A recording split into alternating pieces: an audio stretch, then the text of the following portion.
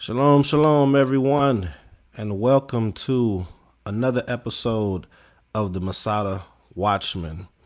Today we have two of the Masada Watchmen at the current moment. Myself, More Shemata Al and we have Chief Zebedon and Hallelujah. Lewi Shalom, shalom. Hadekia. Shalom, shalom. Today is going to be an interesting segment. I think it's going to be it's going to be one of our most I don't even know another term. Just interesting. I'm just going to say interesting topics. So I'm gonna go ahead and get started with the actual title itself. Chief Zebedon. And yeah, this thing echoing.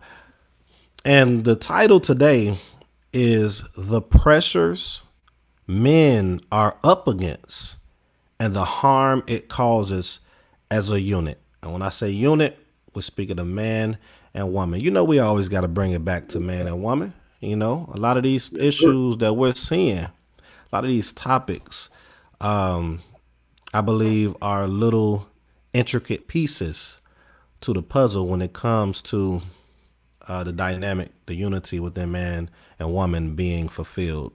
A lot of these pieces are the causes and the roots of it breaking, in my opinion. So, Chief Zeb, did you have anything as far as what's your first initial thoughts? Even though you do know what we're going to be speaking of, but what's your first initial thoughts of the title itself, The Pressures Men Are Up Against and the Harm It Causes as a Unit? I don't know. I mean, I'll be honest with you. I think, and we're actually going to cover this a little bit more in depth during the discussion, but I think it's uh, a widely known but hush hush reality that people are really not concerned with what men generally and what so-called black men go through. You know, in a on a day-to-day basis. Yeah. It's not something that's spoken of. And now some people might say, well, men don't speak on it. They don't want to talk about it. You're like, well, yeah, you're right. But why are you not talking about it? Right. Why are women not bringing it? Why are not, why are we not talking about the pressures that men go through, so-called black men go through on a day-to-day basis in this society? And not just in this society, but even when they come home. That old saying, you go to war all day with the enemy, and when you come home, it's time for round two. Right. So these are, there's a lot of issues that men go through that we're going to discuss. We know women go through a lot of the same issues, but there's plenty of platforms for women to address these issues. There's plenty Right. of platforms for them. There's entire organizations that they have where they are allowed to come out and speak their, what they call it nowadays, speak their truth. Um, they're given that platform.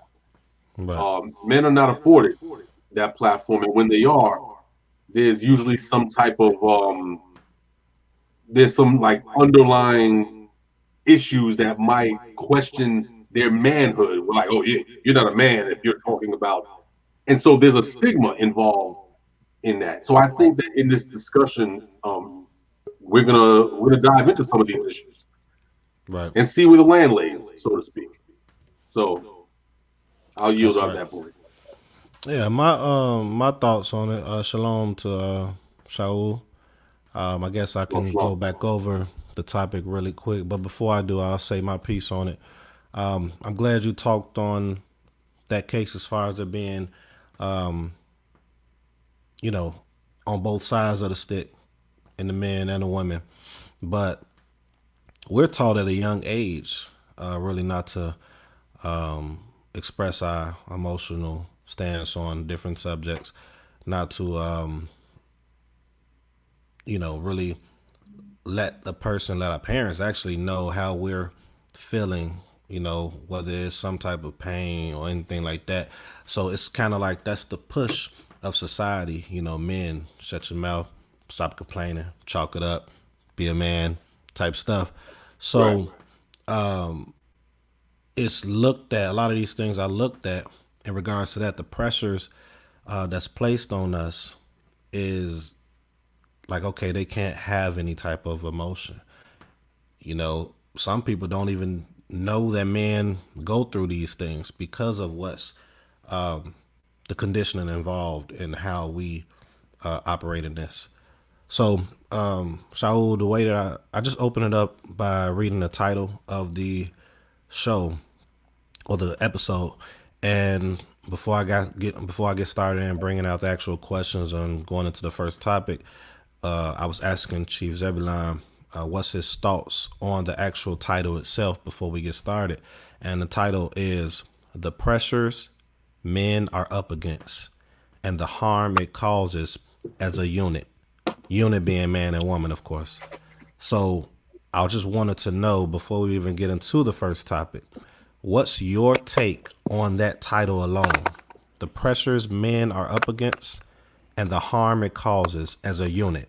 You know, unit being the man and the woman. Um, I would say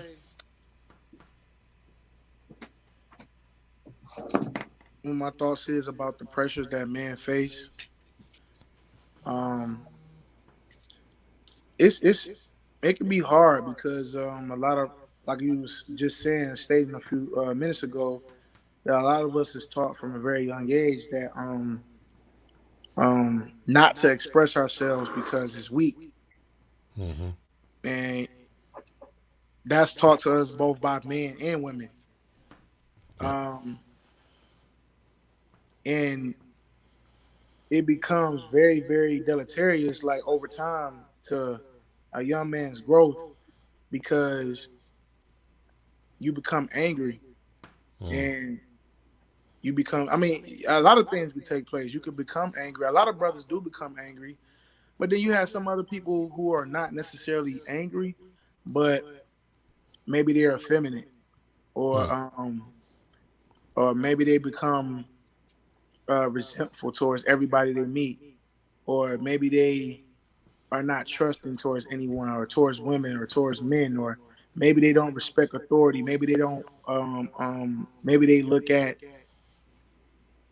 male figures as a negative thing, um, even though they themselves are males.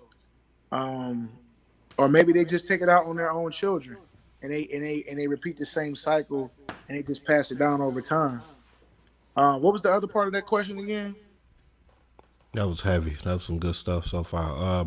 The pressures men are up against. So, you know, any type of systematically or any type of I would say conditioning amongst the people that's put pressures on men all across the board in any type of subject.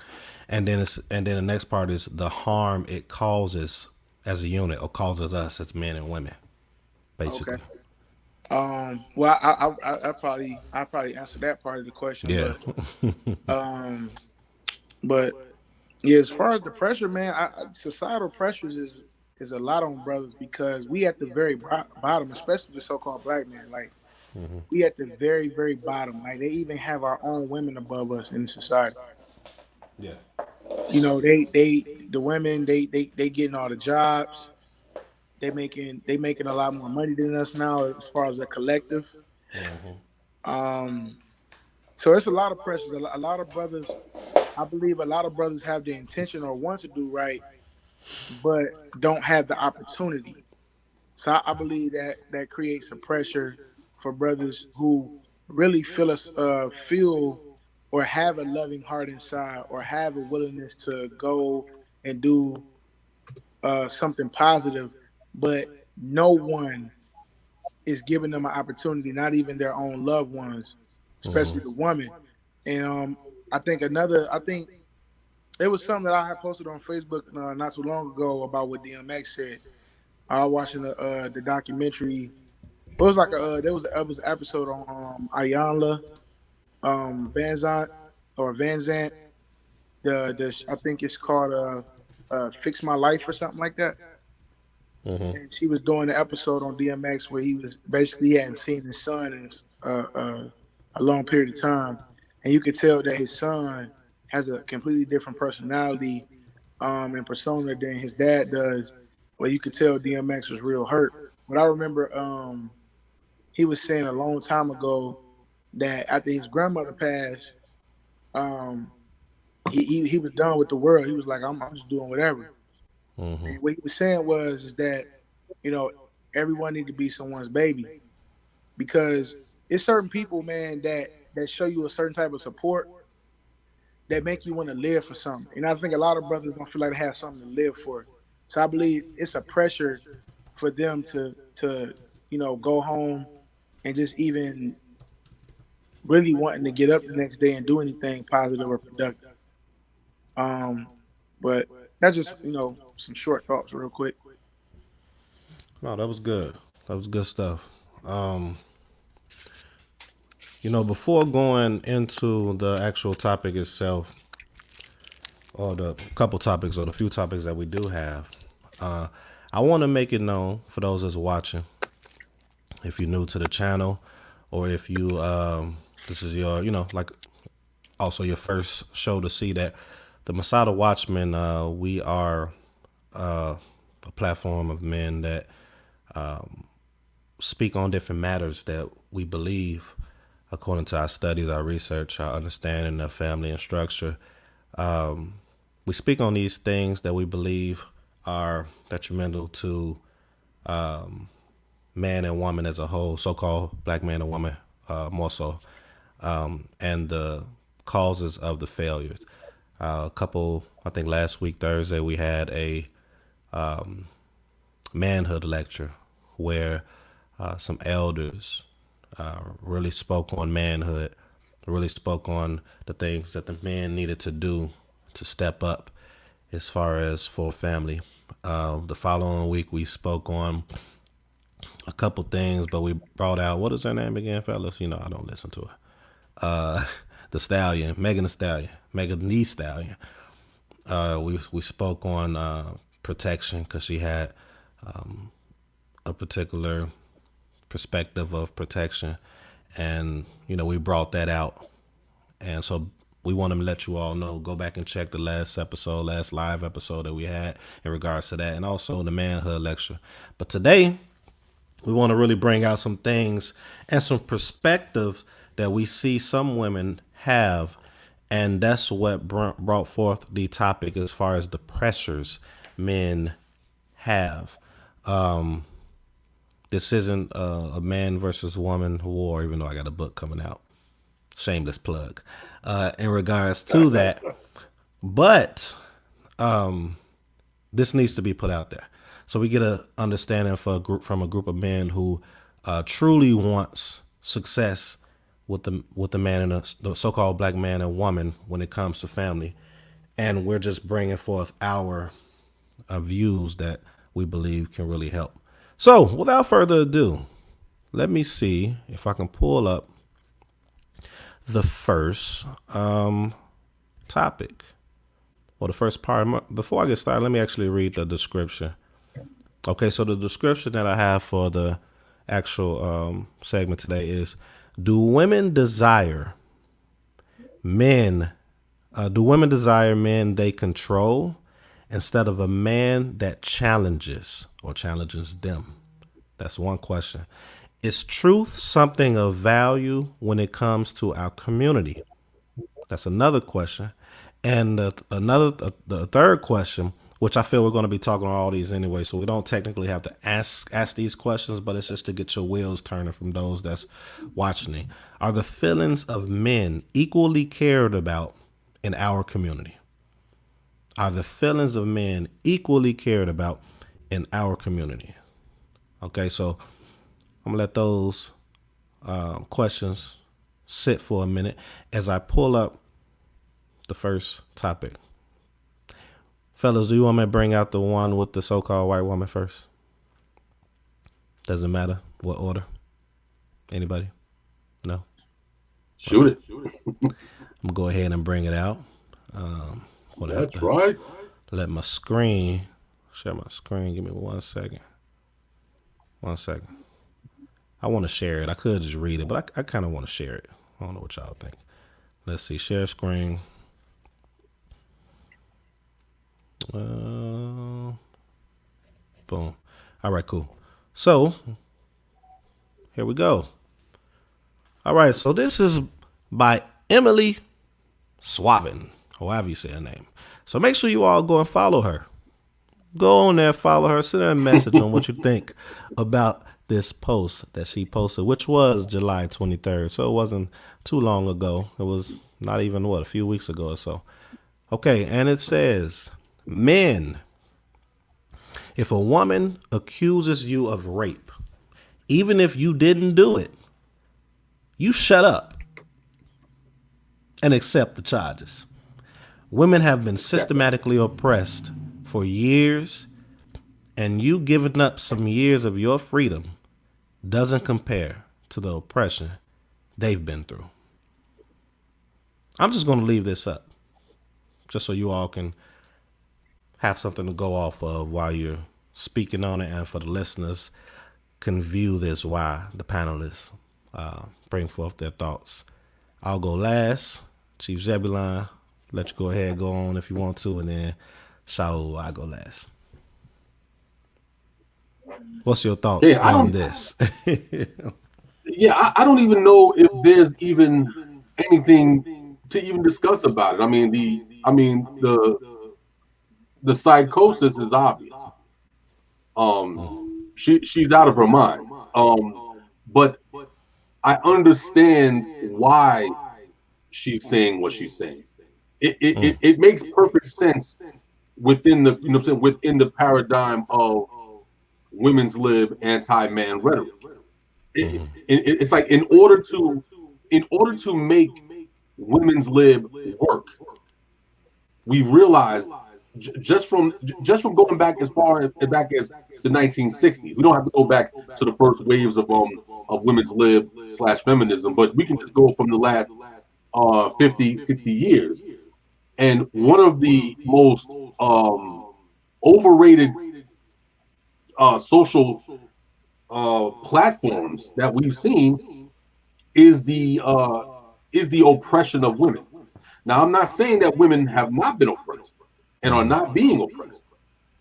But what I am saying is that if you listen to the narrative closely, if you listen to what the reasons behind their motivation to be liberated, you realize that it's really not oppression that they're fighting against.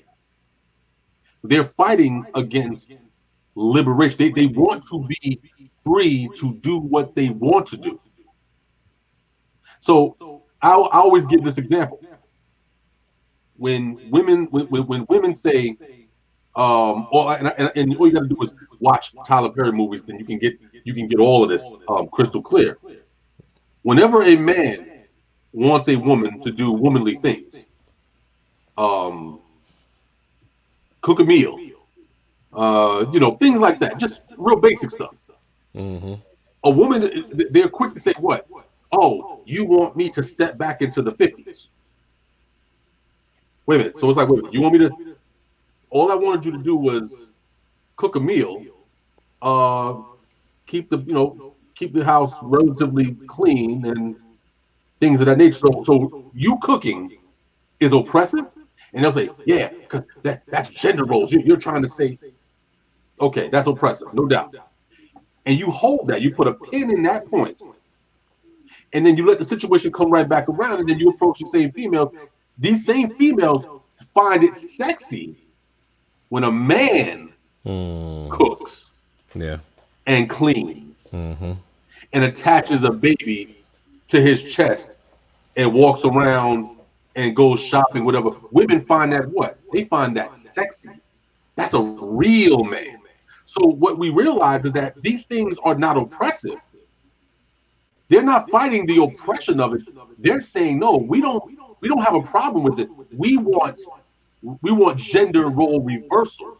We want you to be the woman, and we will be the man. And of course, that was in order to push that.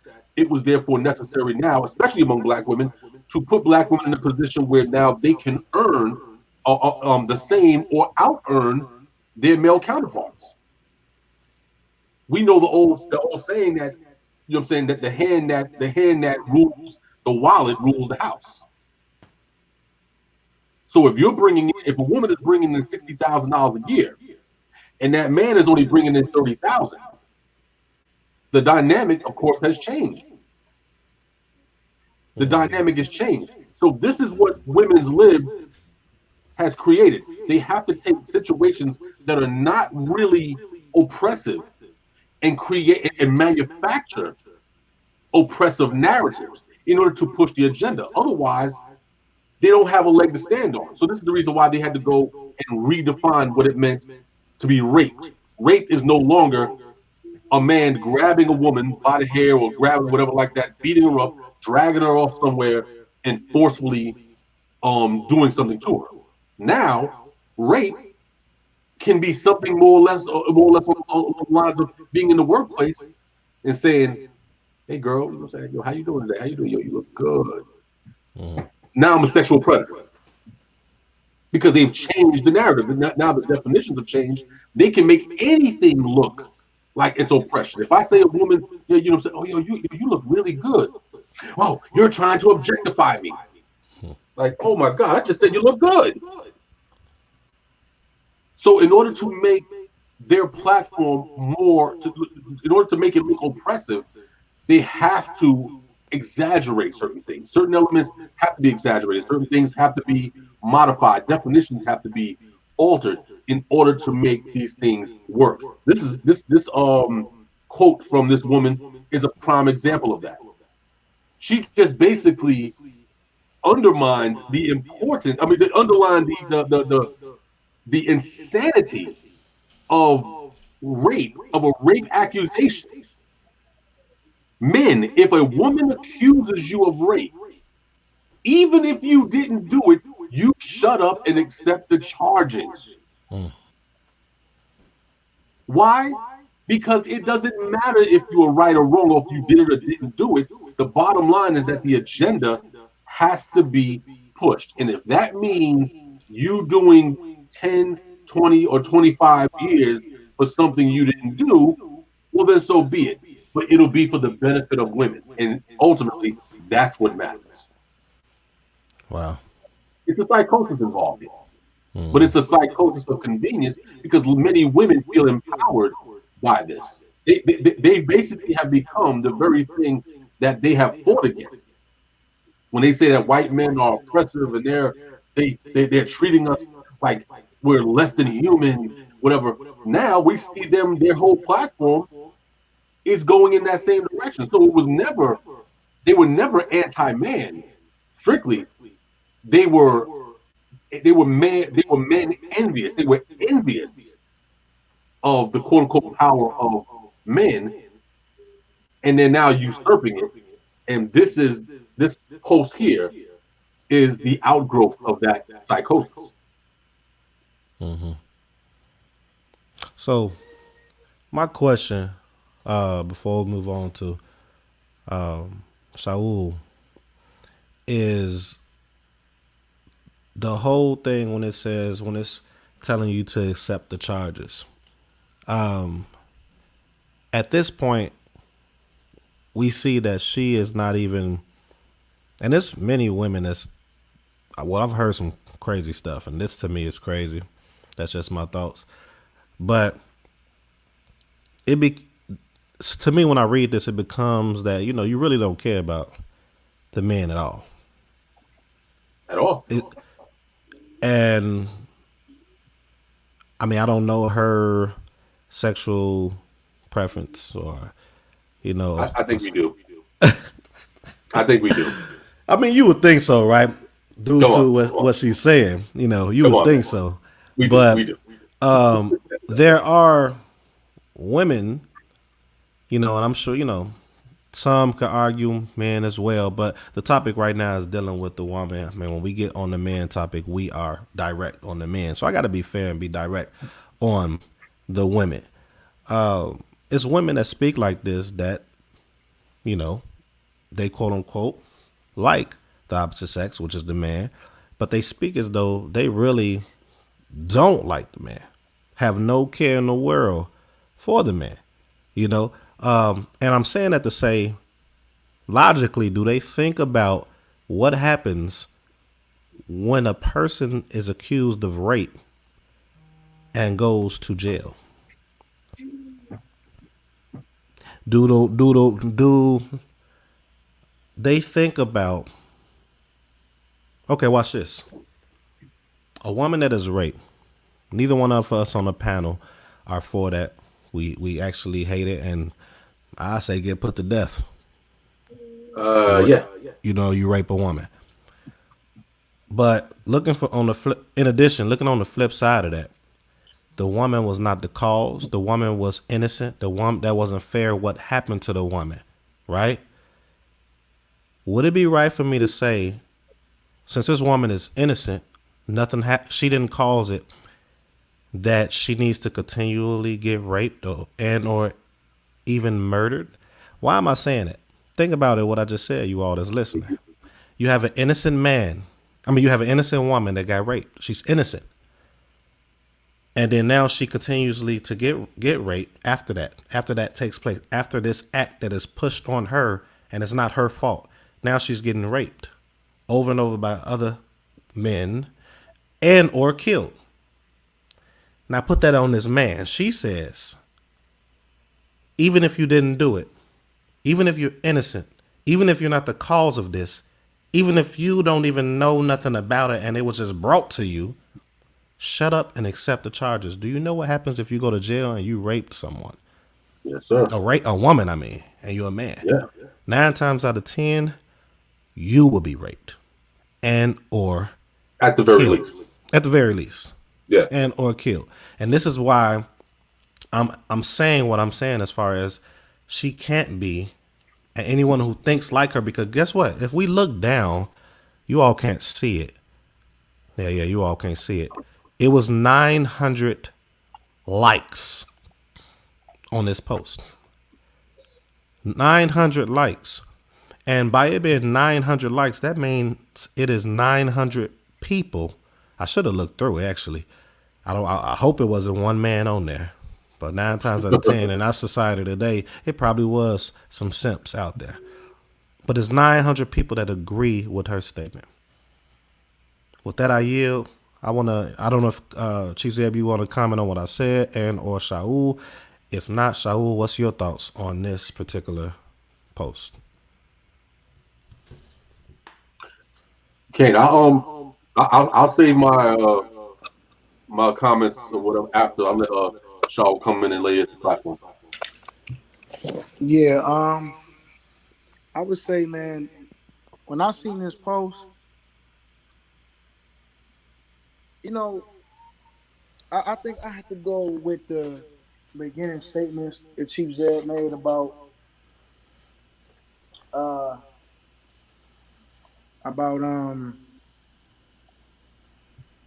he can understand where she's coming from. Mm-hmm. Because initially something like this didn't make me upset.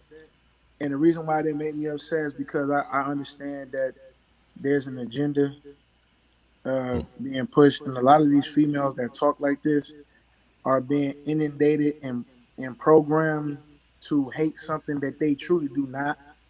But really what the deal is this. The deal is that they don't hate men. They don't hate men. They hate being women. That's what the problem is. Oh my goodness. Oh my God. So they feel like and you know, I've heard women in the walk say this as well. They haven't went to this extreme in terms of talking about being blamed for rape. But I have heard women in this walk say that we got all the power and they don't have none, basically claiming the slave thing. Yeah. And basically saying that they don't have no rights and they can't do anything or whatever the case is. But this is what I want to say. You know, well, people have to understand, because I think Chief Zed made a great point, and I don't think I can say anything to top what he said. So I'm gonna go another angle with it by saying this in terms of power. Because a lot of these women are doing this or are falling for this hypnotism that's been going on since feminism, the second wave of feminism started. back in the back during the civil rights movement in the 1960s. They've been tripping off of the power tripping persona that men have so-called had for many decades, centuries, and millennia, right?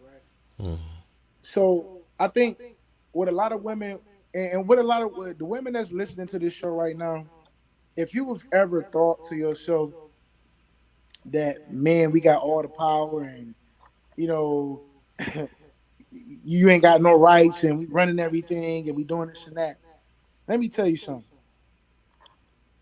It's a lot of people who misrepresent leadership, who misrepresent what the role of a man is, what the role of having power and control is. But let me say something. Those who truly understand how what leadership is may not be perfect, but they do the best that they can. I do want people to understand that power requires a lot of responsibility. And at the end of the day, for those who have faith and believe in the Most High, do understand that the scriptures state that you cannot have that level of responsibility and abuse it and not be punished. That's right. So another thing, you really don't want the responsibilities that brothers have as far as this power thing that you claim that everybody has, that men have. Because the reason why, because we're supposed to be the first ones to lay our lives down for that which we represent. Secondly, the souls and lives of others, we are responsible for as well, which means that when something happens with them and it's because of us, even though we ain't do nothing, Yep. we're getting punished for that. It's like being a captain on a volleyball team or a basketball team or whatever type of sports team, or even if you was going to war in the army and you was leading a platoon of people into battle. That may sound like something. I mean, and then to be honest, let me use that as an example, because if I was to say, would you want to lead somebody into battle, knowing that a lot of them are going to die, they're not going to come back? Would you say, yeah, I want to do that? Because that's power, Including yourself. including yourself. Maybe. You might die. You might die. I'm pretty sure a lot of you, at least some of you that's not bugged out of your mind, probably would be like, "Nah, I ain't trying to do that." But if you compare the quote unquote power that brothers that you claiming that men have, this is that same level of responsibility and power that you want. Because really, you don't hate us, you want to beat us, but you hate yourselves because you feel like what we do and how easy we make certain things look, it really not like that. But let me add on to this part of power talk. Women do have rights, they do have power, and that power is them being a woman and being submissive. And I'm gonna tell you why. All of the kingdoms and all of the men throughout history, all of the so-called great men that's been written about in all the history books, their name, the fame of their name has been scattered throughout the four corners of the entire earth. That everybody talk about to this day. Massa Musa, all these guys. Not even just biblical heads like King David, King Solomon, Abraham, Moses. We can take it beyond that and go with some of these other kingdoms, Nebuchadnezzar. We can go again, Massa Musa, Genghis Khan, or whoever else that came over a certain period of time. All other kingdoms and all of these organizations and nations and people that ruled the world, or men that have ruled the world at one time. The person, they may have been strong against their enemies, but the person that they wasn't strong against is a woman. You know why? Not because every woman they was with was deceitful or wicked, but because it's one thing that most men, if not all men, is willing to do, and that's do anything they can for the woman that they with, without question. And the thing with this is, like I always say, it's a lot of great men that have lived throughout history. And all the righteous men. It's one weakness that a righteous man has, because I mean, a wicked man, fall before he even get to a woman. But a righteous man, the only weakness a righteous man have is a woman, because if he get the wrong one and she decides she want to manipulate, she could 9 times out of 10. Let me jump in with that wisdom real quick, if you allow me to, Shaul, and Okay. then finish up what I'm about to bring out, which you already should know what I'm about to bring out. We actually touched on this on the last episode, which Chief had, so eloquently read and brought out. And for those that didn't see last week's show or last week's episode segment, I want to bring it back out to point what Shaul was trying to say, or what he is saying. So we got First Ezra chapter 4, and I'm only going to read a little bit just to give a little bit of clarity on what he's bringing out. It's some clicking going on. I don't know if it's, maybe y'all can mute your mic. If I don't know whose it is, but all right. And it says, First Ezra chapter 4, verse 14.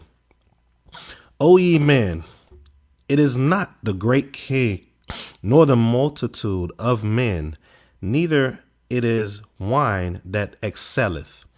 Who is it then that ruleth them? Who ruleth those things that it was just mentioned? You all. I'm pausing. That's me speaking right there. Or hath the lordship over them? Are they not women? I'm going to read a little bit more. Women have borne the king and all the people that bear rule by sea and land. Even of them came they, and they nourished them up that planted the vineyards, from whence the wine cometh. These also make garments for men. These bring glory unto men, and without women cannot men be. Yeah, and if men have gathered together gold and silver or any other goodly thing, do they not love a woman which is comely in favor and beauty? And letting all those things go, do they not gape, and even with open mouth fix their eyes fast on her, and have not all been more desire unto her than unto silver or gold or any goodly thing whatsoever? A man leaveth his own father that brought him up, and his own country, and cleaveth unto his wife.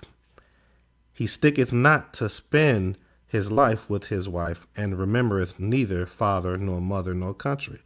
By this also ye must know that women have dominion over you. Do ye not labor and toil, and give and bring all to the woman? Yeah, a man taketh his sword and goeth his way to rob and to steal, to sail upon the sea and upon rivers, and looketh upon a lion, and goeth in the darkness. And when he hath stolen, spoiled, and robbed, he bringeth it to his love. I'm gonna stop right there, because it's just showing you exactly what Shaul was breaking out when it comes to power. And the thing is, women know this. Women, I think, selectively use these tactics and these things as saying when it doesn't benefit them, because I mean, it's a song to say who runs the world? Girls. With that, I yield. Shaul, you want to finish up? But I wanted to bring that out. That's in First Ezra chapter 4. Make sure you read it. It started at verse 14 though. Kane, I'm glad you brought that out, because let me add something to that. I don't care how weak you think a man is or what level of cognitive function you think a man is at. Every man, or let me not say every, let me say most men are turned off by a woman who tries to force, because it's in our nature not to be forced. It's in our nature to conquer. Mm-hmm. But I'm gonna tell you right now, if you a woman who know how to work her femininity, You can get a man to do whatever you want to do, especially those who are seeking a righteous man. Even a brother who has potential but have not quite grown or matured into the man that you think he should be, but he has the potential to be that man.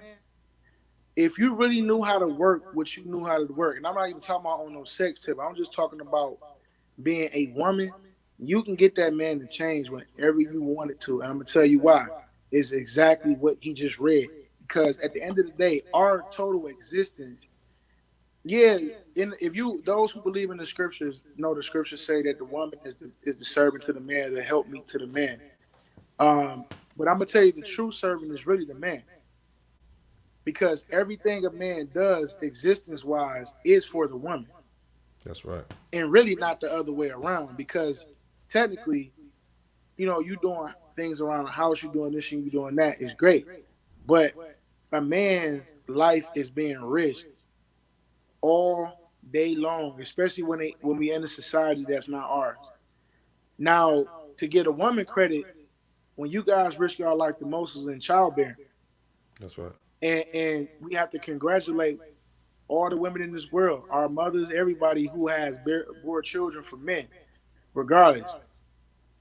Um, but I will say that you don't want the responsibilities of a man, not because we're better, but because you can't be what we are. But check this out. We can't be what you are. We are not equal.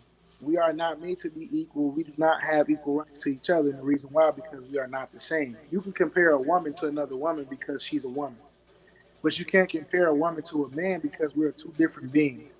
And at the end of the day, I have a job to do and you have a job to do. And we're supposed to be complimenting each other as opposed to competing with each other.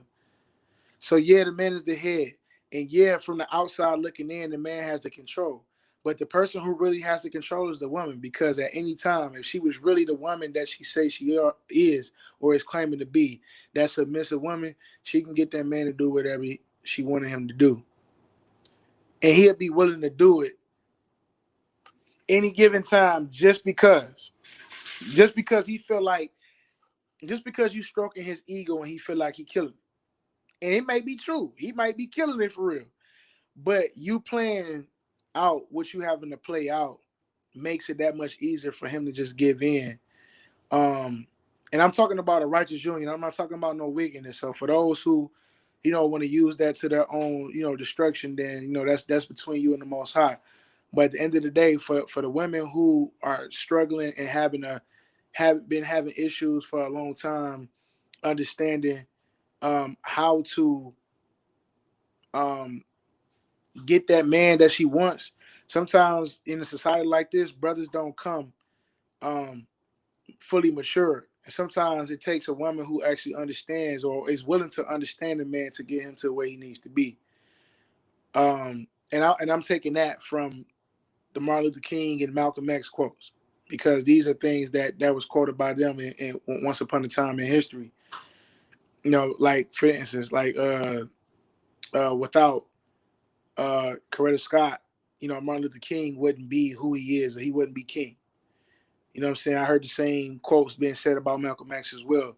It's not to say that they're true or not, but the point is that sometimes for a lot of brothers to reach their full potential, it takes an ultimate sacrifice of a woman to get that man there so that she can live that life that she always dreamed of. But somebody gotta do something, you know what I mean? And at the end of the day, I think Cheese made a great example.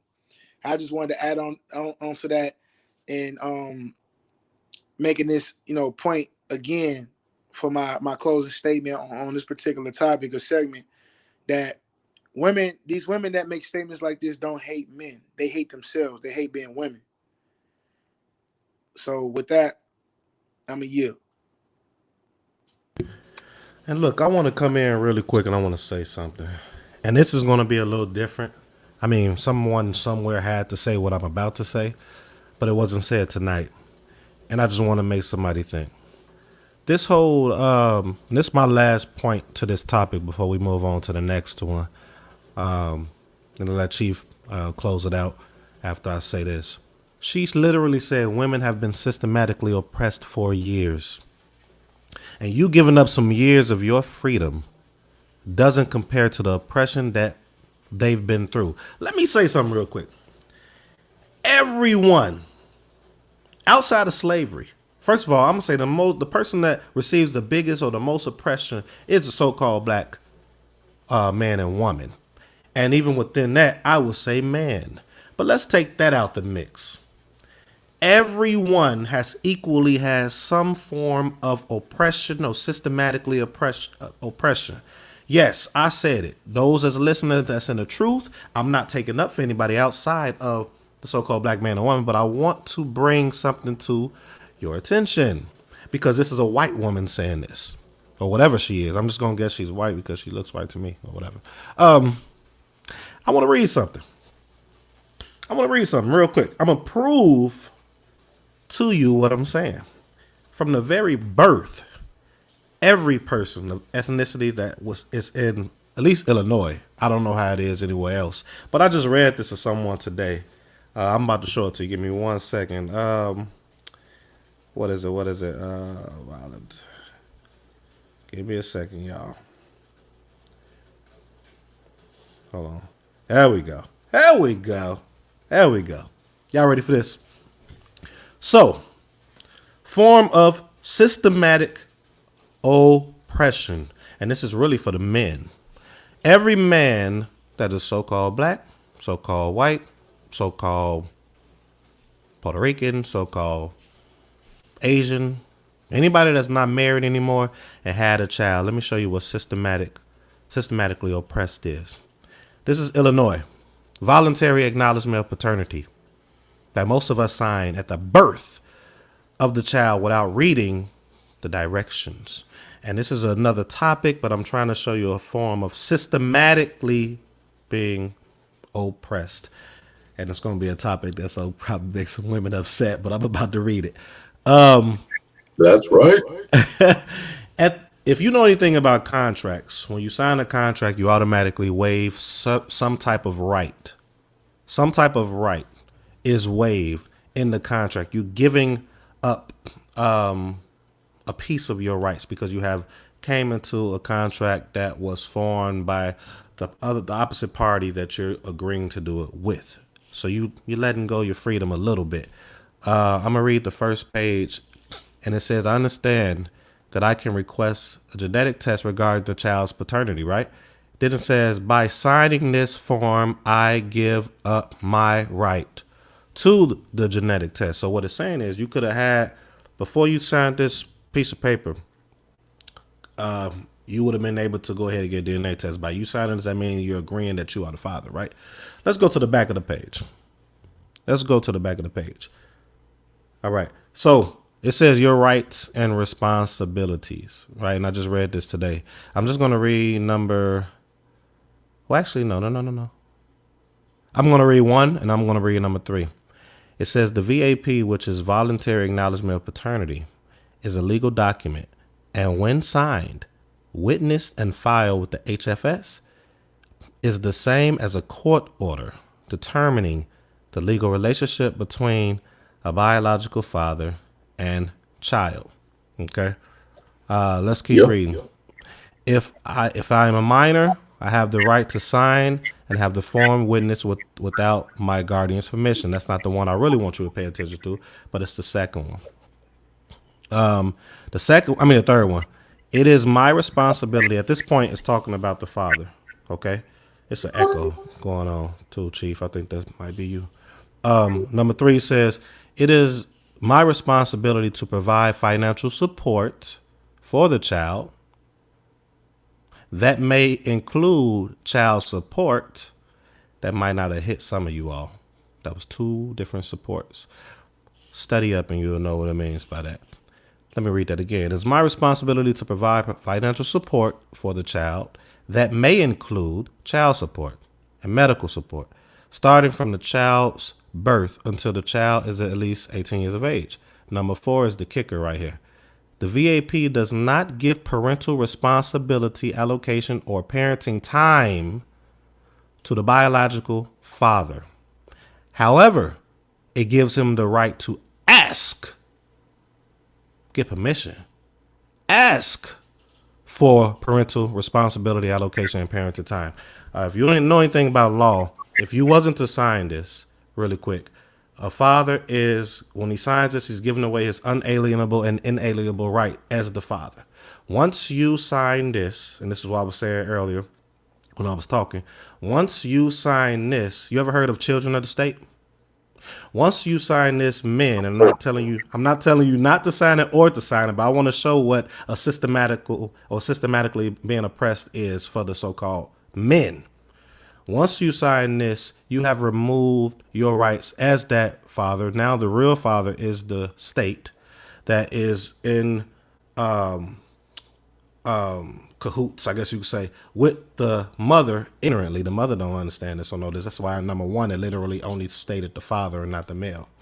And at this point, you have to ask for permission of something that you have planted a seed in and contributed and given birth to. It doesn't say the woman has to. Some might some might have say, well, you know, that's because she carried for 9 months and they're the most equipped one. According to who? You don't know that systematically they want the man out of the picture if you are not married. They want the man out of the picture so they can have more control than the biological father, it or himself. But most women are not going to understand what I'm saying because it's not happening to them, nor do it really affect them technically, but it does, and you're not aware of it because they can take your child from you if they want to because of the signature you signed. You do one false move that they don't agree with, they could take your child. This is not what the show is about, but I'm trying to show what systematically oppressed is. I know fathers that were great fathers that wasn't able to see their children, that fought for 3 to 4 years, and I know them personally actually fighting, not sitting back and saying, man, I can't get my son, blah, blah, blah, blah. No, this man was fighting and had to fight against the system. It was a systematically oppression that was being placed, and it caused a ripple effect with the children because the father is needed for the completion of a home. So I know I went off topic a little bit. I don't know if you all caught me trying to bring the concepts together. And as far as bringing forth this whole idea that women have been systematically oppressed for years, that isn't, I think everyone has collectively when it comes to the system itself. But the one thing I think that's being missing when it comes to the systematically oppressed men has been and I think both women and men equally has some type of systematically oppression done on them. I mean, you have men that we are, like he just brought out, Shaul just brought out, we do everything we do is to please and, please the woman. Everything. People won't agree on it, but if you really think about it, everything is the case. You think of anything that has to do with, the whole bringing out chairs, opening doors.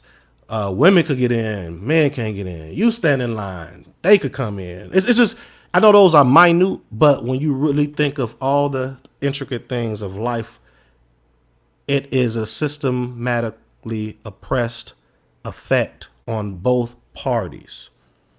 It just is. But we both have, and this is the last thing I'm going to say, you all, we both have moments to where we think, man, this kind of unfair. We do. They might be differences.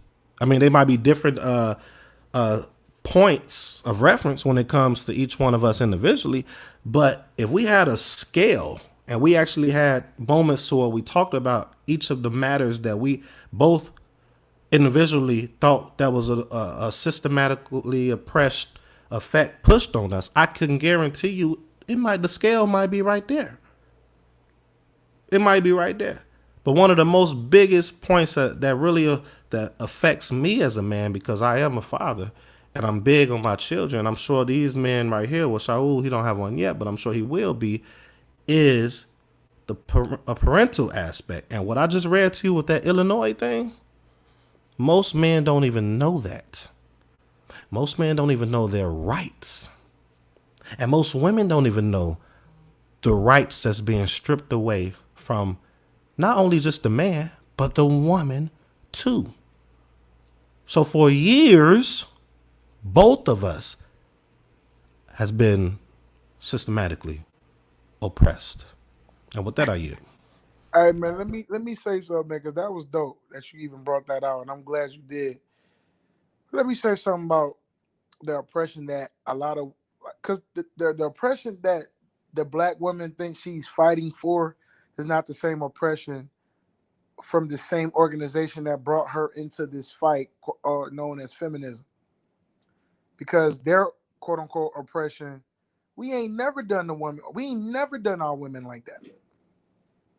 Because when you go back to when feminism first started, thi- their argument was against what white man was doing with them. They was literally enslaving these white women, Okay.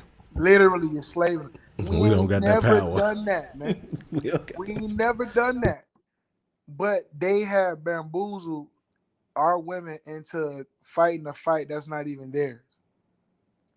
And so, secondly, to add to that,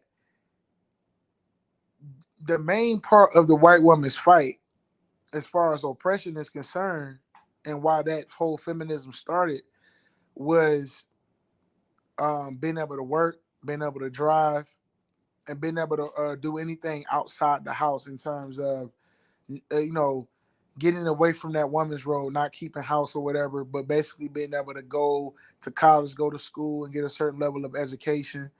That was what their fight was. But let's keep it 100 though. Yes, our women had a similar lifestyle to that, to where, in ancient cultures, we didn't allow women to go and interact publicly like they are today. But it's a reason for that culturally, because there's a reason we had a dress code. There's a reason why, scripturally, when you read, women had to be covered. Then the reason why adultery and divorce has risen so high today is because the women is outside the home. That's the main reason. I don't care what nobody say. That's the main reason why adultery and divorce has went up. And the reason why is because if you're working outside the home to try to prove something, but you're married, I'm gonna go out on the limb and say that you probably will find yourself in a position where you have an opportunity to commit adultery, which a lot of women end up doing because they're at the top of a building, basically being a manager or commander over men.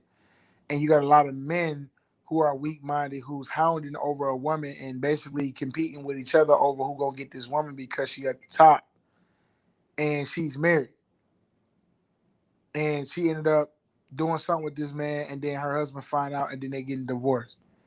That's just one reason, but there's so many other reasons why this stuff is happening. But the reason why divorce and adultery has risen in this age is not only because of that, but because we don't have a culture anymore, because of the competition between the men and the women.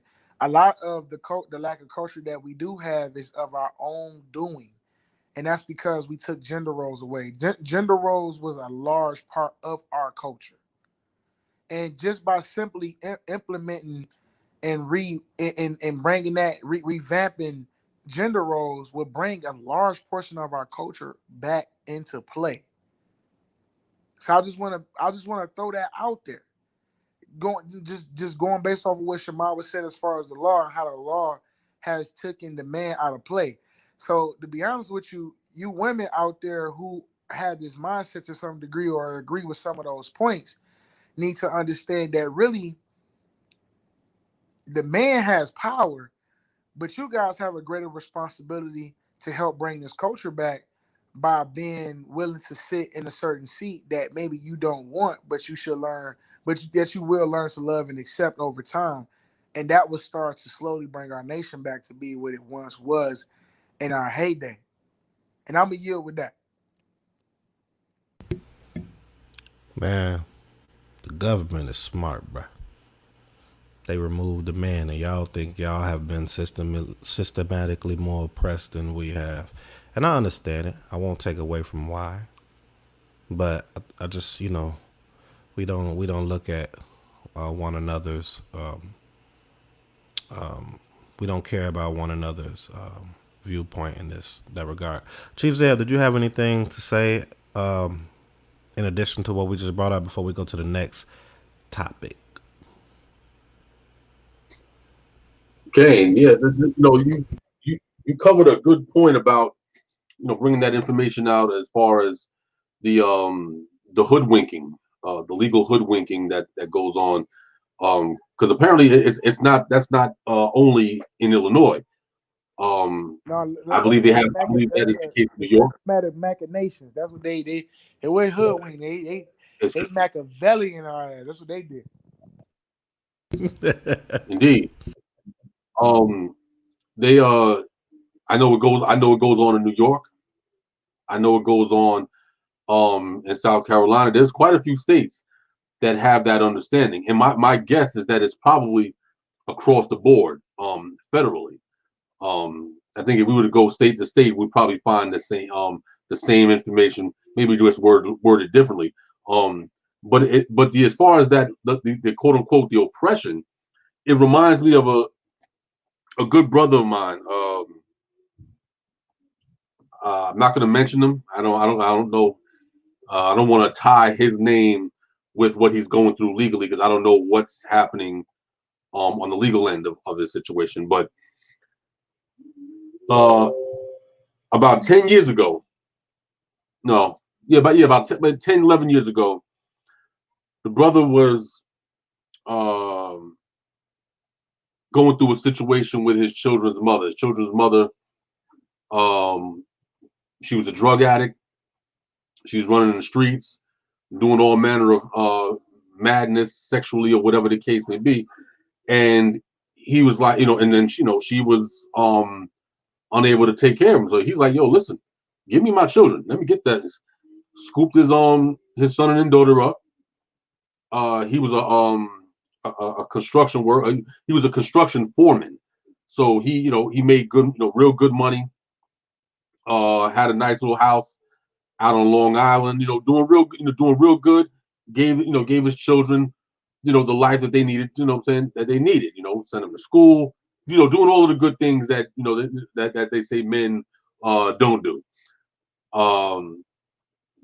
When it turns, as it turned out, the mother, the children's mother, because she had felt some kind of way about him having the children, she went to court and petitioned for the children to get total I'm just gonna call it ownership, but custody. Wait, Chief. I'm sorry. You're not wrong in saying ownership, right? But no. by law, the children they're our property. That's right. Literally a legalese terminology of a child to a parent. Indeed. Go ahead. Yes. No doubt. So she goes to court and she says, hey, I want my children.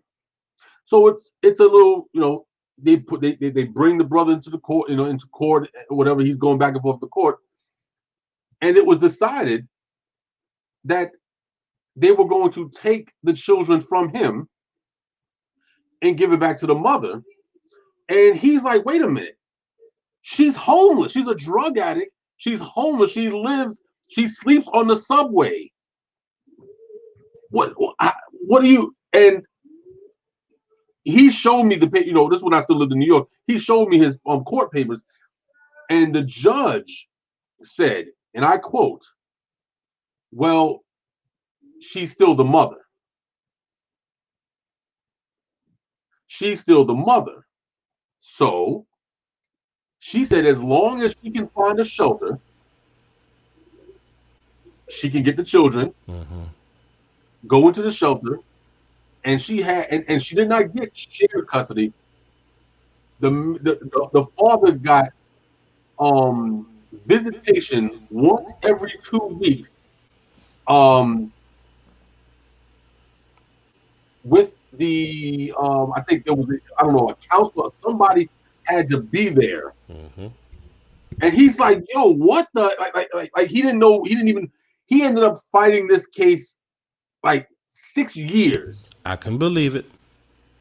And it took him 6 years. Mm-hmm. But by this time, his son was like 20. His daughter was like 18, 17, whatever like that. And now it's like, they were like, well, yeah, you know what? Yeah, he can get custody. But at this point, it doesn't matter. Custody doesn't matter. The good thing about it is that the children understood the madness that was going on, Mm-hmm. and they didn't hold it against them or whatever like that. And so they were able to rebuild their relationship. But just the thought that a woman can be homeless, on drugs, sleeping on a subway, the children are with the father in a nice gated area, a nice little middle upper class area, going to school, doing all the things they're supposed to be doing, and somehow or another, the court deems him still unfit or less fit than the mother. So now, what would a man have to do? What would he have had to do in order to balance that scale? Because clearly, him making $80,000 and having a nice big home and the children have a place to live and to thrive and all of this stuff, that for somehow or another does not match up or does not equal out to the mother, who is clearly not in a position to take care of the children. Yeah. You know what? So when I remember he told me this, and I'm just like, bro, what? Mm-hmm. And he was like, yo, and he was like, yo, Ak, listen, man. He was like, we're men in America. That's oppression. Where you can be in a better situation than the mother, and she's still gonna get custody. Mm-hmm. And you get to see your children once every 2 weeks, supervised. And some people will think, well, it's a part of the story that's not being told, and that's okay to think that. But here's the thing, and it's not every case that's like that, but it's a large sum of cases that's like that. And it goes back to what I was saying. Yes, sir. The government's job, from what I have studied and what I see and what I actually witnessed until I fought and learned the actual law, by the way, you all. So I'm not speaking some just guessing. Trust that. That's why I know terms like unalienable and inalienable rights. That's why I know that we are property. Hence, have you ever heard the term children of the state? Children of the state. Why? Because the father is removed. And the reason that man that he spoke of kept going through that, from what I gather just listening, I could be wrong, but this is my thoughts, is because we're going to elongate this as much as we can, get more money out of him as much as we can, because do you all know when you do child support, they actually get money from that as well. The women don't even get all the money. And then also quarterly, they get a large sum of money from the father as well, that I don't know men have told, I don't know if the men has told women that at all, but they get that too. So if that was taken away from them, they lose revenue. It's all about money and contracts. Everything in America is about money and contracts. But that's another topic. I want to keep going, go to the next topic. We both, all us closed out on that one. Maybe we'll have a segment or something on this particular subject. Yeah. It sounds like it's needed. All right, so going to the next one. I'm gonna see if I can pull it up. Let's see, the Masada Watchmen. Going to the next one, which is an interesting one. Where is it at? Oh, here we go. Here we go. So let me see if I can pull this up for you all. I'm gonna share it.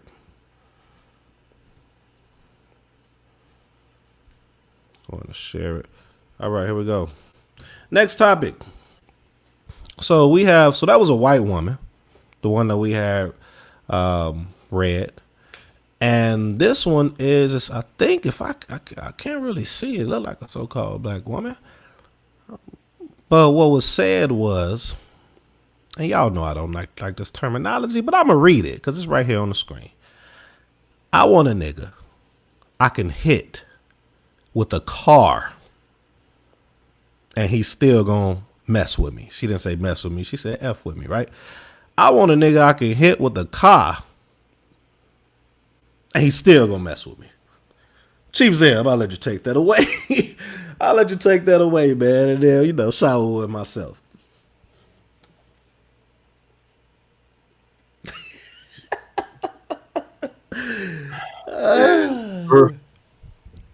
Urbanite women, man. But this goes back to what we've spoken on many occasions on different platforms about the dysfunction among our people. But in this particular case, the dysfunction among our women.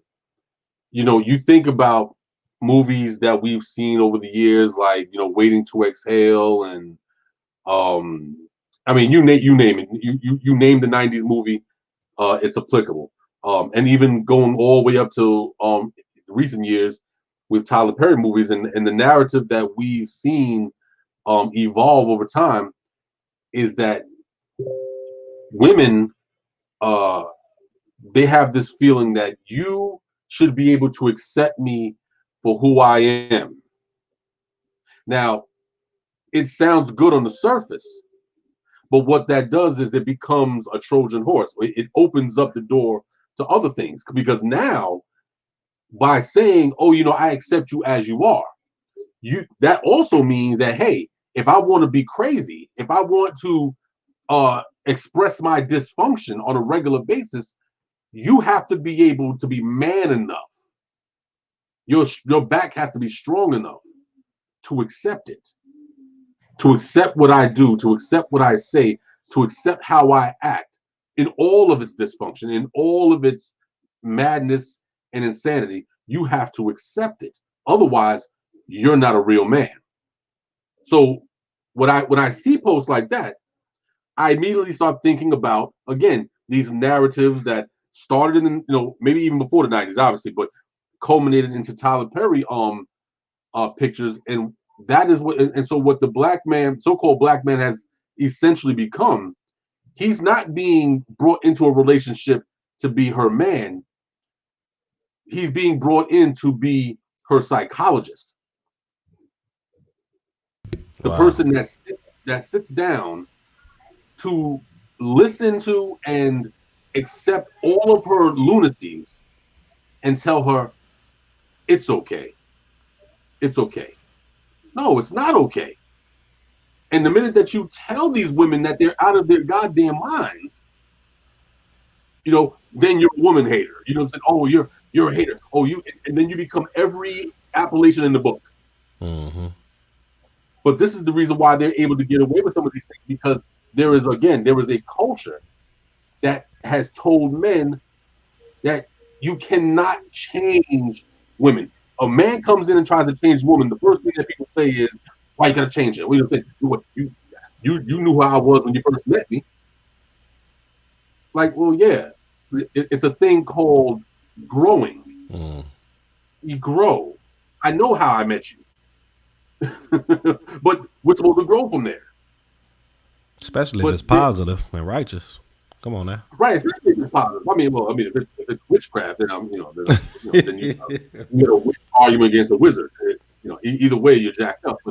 But if it's for the better, then yeah, there has to be an understanding of this. But again, dysfunction is so deeply rooted in black people in general, but specifically in our discussion, it's so deeply rooted in the women that when you attempt to bring them out of their dysfunction, they become even more dysfunctional, because they cannot picture a life outside of their sabotaging. Mm-hmm. So if somebody comes along and represents a change to that dynamic, he's a weak ass nigga. Oh, he's too, he's this or he's that. He's never looked at as a real man. Why? Because if you're a real man, you would let me wallow in my dysfunction and celebrate my dysfunction. Mm-hmm. So the dysfunction has gotten to the point where, like, I can't be loved. You don't love me unless I can destroy you, unless I can kill you. If I can't kill you or torment you for the next 10 years of your life, you're not a real man, because a real man could accept what I'm saying and accept what I'm doing. Mm. A real man can handle me. Handle. I hate that But terminology, by the way, because the oh no, only thing that need to be handled is a child and an animal. You calling yourself a child with right. titties. A child with titties is what Shaul would say, and Or an animal. and the animal. Those are the only things you should have to handle. But go ahead. Right. No, and that's, but again, that furthers the lunacy. So you're telling me that in order for you to act like a woman, I have to put my hands around your neck and toss you against the wall. Because that's what you got to do But to then animals, by the way. oh, right. But you, Some animals, you right, got to be a little firm with. You got to handle them right. that way. You can't reason with beasts. A wolf rolls up on you. You're not going to reason with a wolf. You have to grab him. You got to either break his nose or grab his ears and do something, whatever. This is what's, but then again, if you handle women in this way, if you handle those type of women in the way that they claim that they're looking for, what's the outcome of that? You ain't a real man because you handled her. Yep. So again, the dysfunction, the lunacy, the psychosis, it's psychotic to a certain degree. Mm-hmm. But that's all I'm going to say on that. Before you go on, Shaul, I just want to throw this out there to give you some more, a little more icing on your cake. Pause. Hopefully that ain't sound, I don't know. I just want to say, make sure I say that. Yeah, but check out the amount of shares. 9,518 shares, Shaul. Let me repeat that. 9,518 shares of this post. 437 either laughing emojis, hearts, or likes. And we see one comment with Samantha. I should have went through the comment. Well, actually, you sent this. Yes, you is the one. Now, granted, I want to say this. People might say, man, y'all taking this too serious. This is a joke. She joking. No, man. A lot of posts, a lot of things. So, what's the saying, Chief? Go ahead and hit me with that scripture. So when a man thinketh, so is he, right? As a man thinketh, so is he. So you thinking this, you saying it. Oh, it's you. Ain't no laughter and joking aside. It's you. You say it too much. You joke in this manner too much. With that, I yield. Go ahead, Shaul. Yeah, man, I seen this, man, on Facebook the other day, man, and I was thinking to myself, like, what in the world is going on? But then I quickly snapped out of that and was like, oh, I've seen this before. And it's a shame, though, because I have seen this before. There are a lot of females who feel this way, but the crazy part is there's a lot of dudes who feel this way too.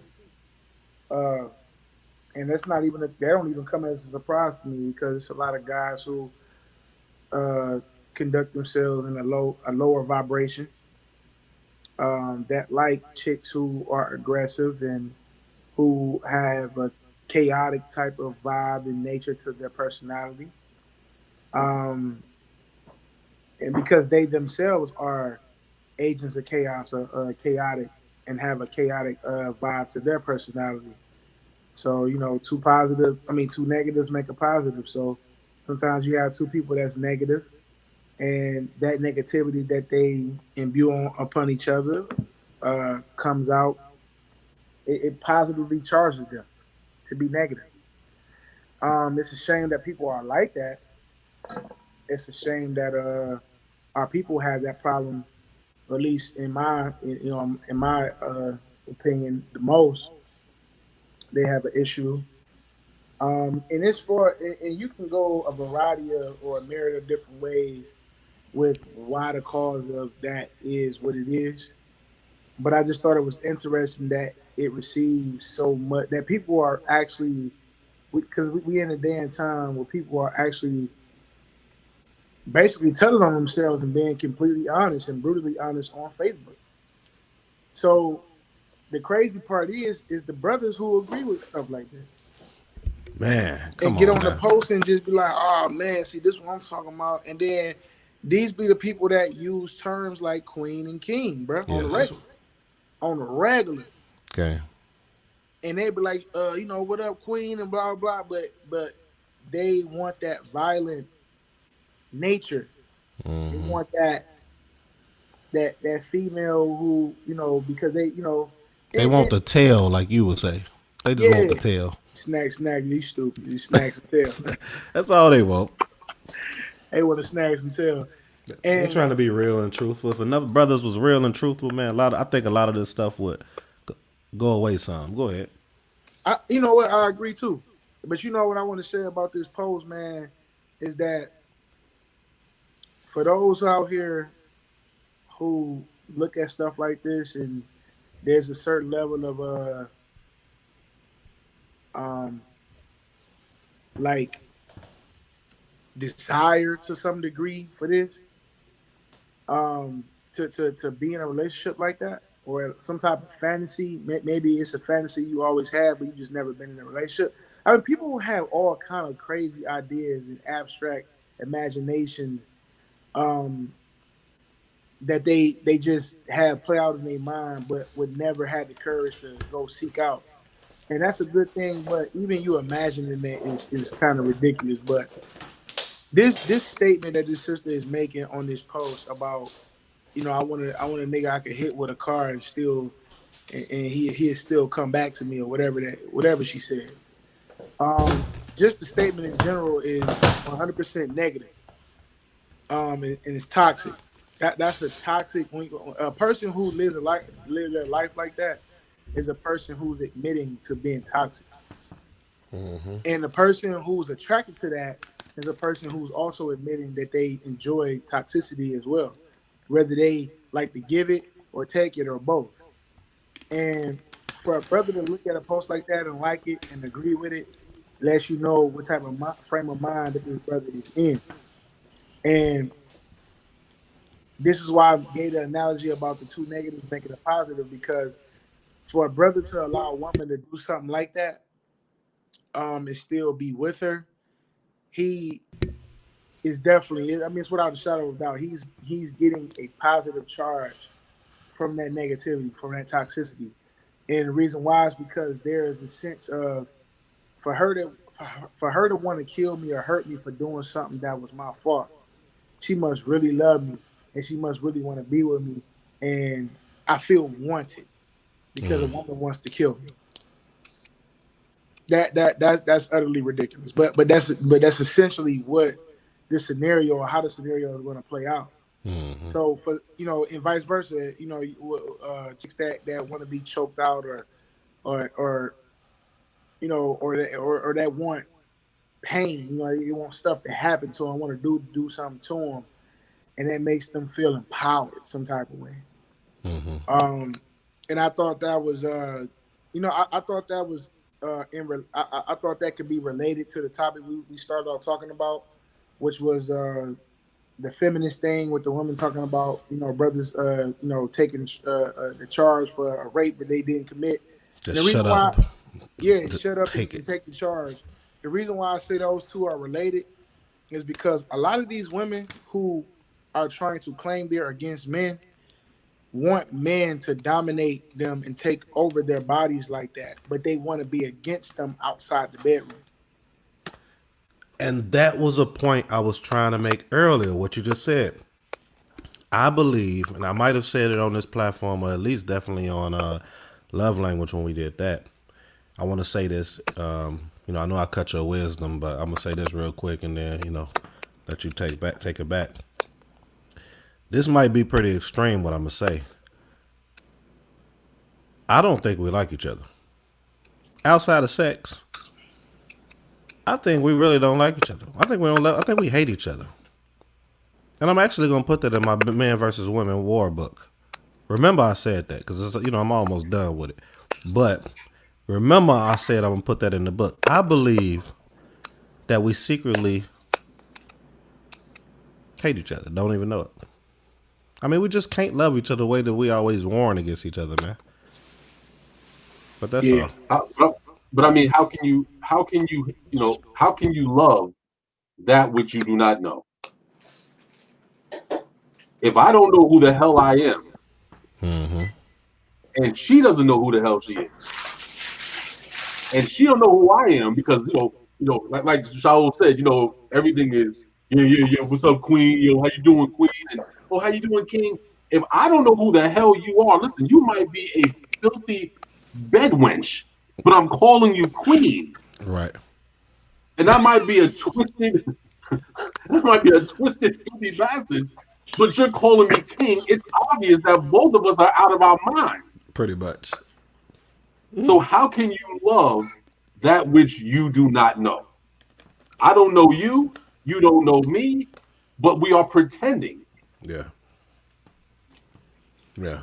Outside of the bed, because within the bed, it seems like the roles are pretty clear. Once you get on the mattress, then all of a sudden, submission is not a problem.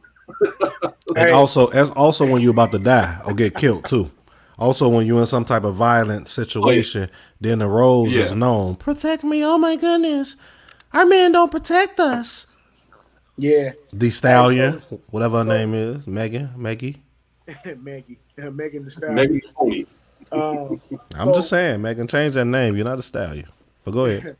So could we actually agree and deduce that the modern day male and female has been subjected to only being a sperm donor and a sperm receptacle?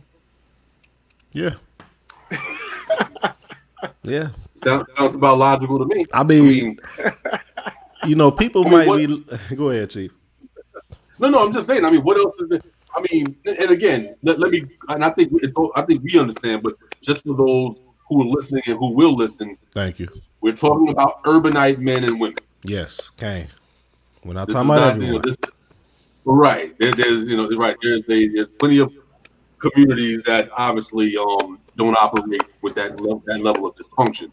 But yeah, I think that's exactly what it boils down to. I mean, outside of sperm donoring and sperm receiving, what else is there to discuss? I mean, we're both out of our damn minds. So I'm insane. You're insane. What the hell?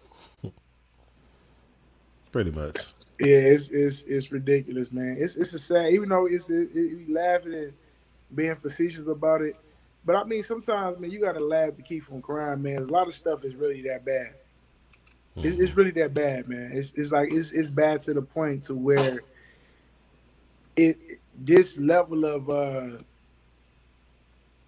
sexual fluidity, but intellectually downtrodden mentality that we have is at the point to where it's so broad and so the ideology of it is just so big that it's really no reversing it. It's really going to come down to only a remnant because of that. It's just too broad. It's too broad of an ideology that people subscribe to for it to even be a thing that can be saved collectively. It's out of hand. Man, we gonna have to do what Yah and Moshe and Caleb and Yehoshua or Joshua did to the people. If you 18, what is it, 20? I think it was 20. 18 or 20.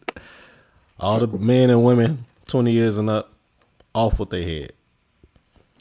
So we can start. That's the only way, man. So we can start with the youth and go forward and teach them a new way. Cause this is crazy. And I'm playing, but I'm dead serious at the same time. We ain't gonna take nobody's heads off. But I'm saying that's like the only logical way to start this nation properly, man. Because I would actually say, and the last thing I'm gonna say is we normally talk about fishbowl follies or fishbowl mentality.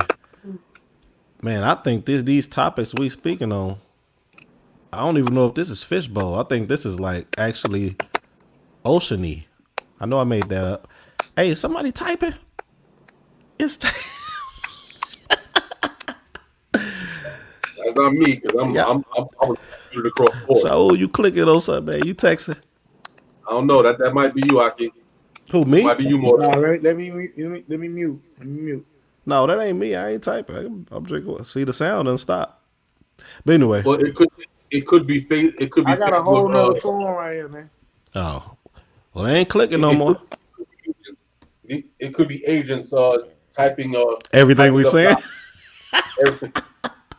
They typing everything we saying. We got him. We got y'all on record. He done told all the men not to sign the birth certificate forms because they're giving up their inalienable and unalienable rights. You know, I did have a moment where I did used to tell. Once I found out that, I used to tell him, "Hey, when you have a baby, do not sign. Create your own document." But you know, I ain't telling y'all who listening to do that. But anyway, y'all ready to go to the last topic, man? Did we speak? I ain't gonna hold you, man. I ain't gonna hold you. Shout out to the Yes Yahoo, man. Our brother who's missing, man, due to some family issues going on, man. Condolences and prayers to Ak. And you know, we are not the Masada Watchman without him, man. So we just want to let that be known. Only because it's three of us, man. Hey, we waiting on my mans to come back, okay? That's right. All right. So I ain't gonna hold you on that. All right. Yeah, the 4 horsemen. Not the 3 musketeers or the 3 stooges. We about to go ahead with the next topic. Did y'all have any closing remarks for this topic we just spoke on before I pull up the second one? Go to the last one. Child with titties. Oh my goodness, man, that was hilarious. Okay, hold on. Here we go. All right. So, where we at? All right, cool. So the last one that we have is, where is it at? What was that one about? Okay, not that one. Okay, here we go. All right, let me pull that up. Go ahead, pull that up. And Chief, I'm gonna let you start off once I read it. My screen just kind of went out on me. There we go. All right, application window. Boom. All right.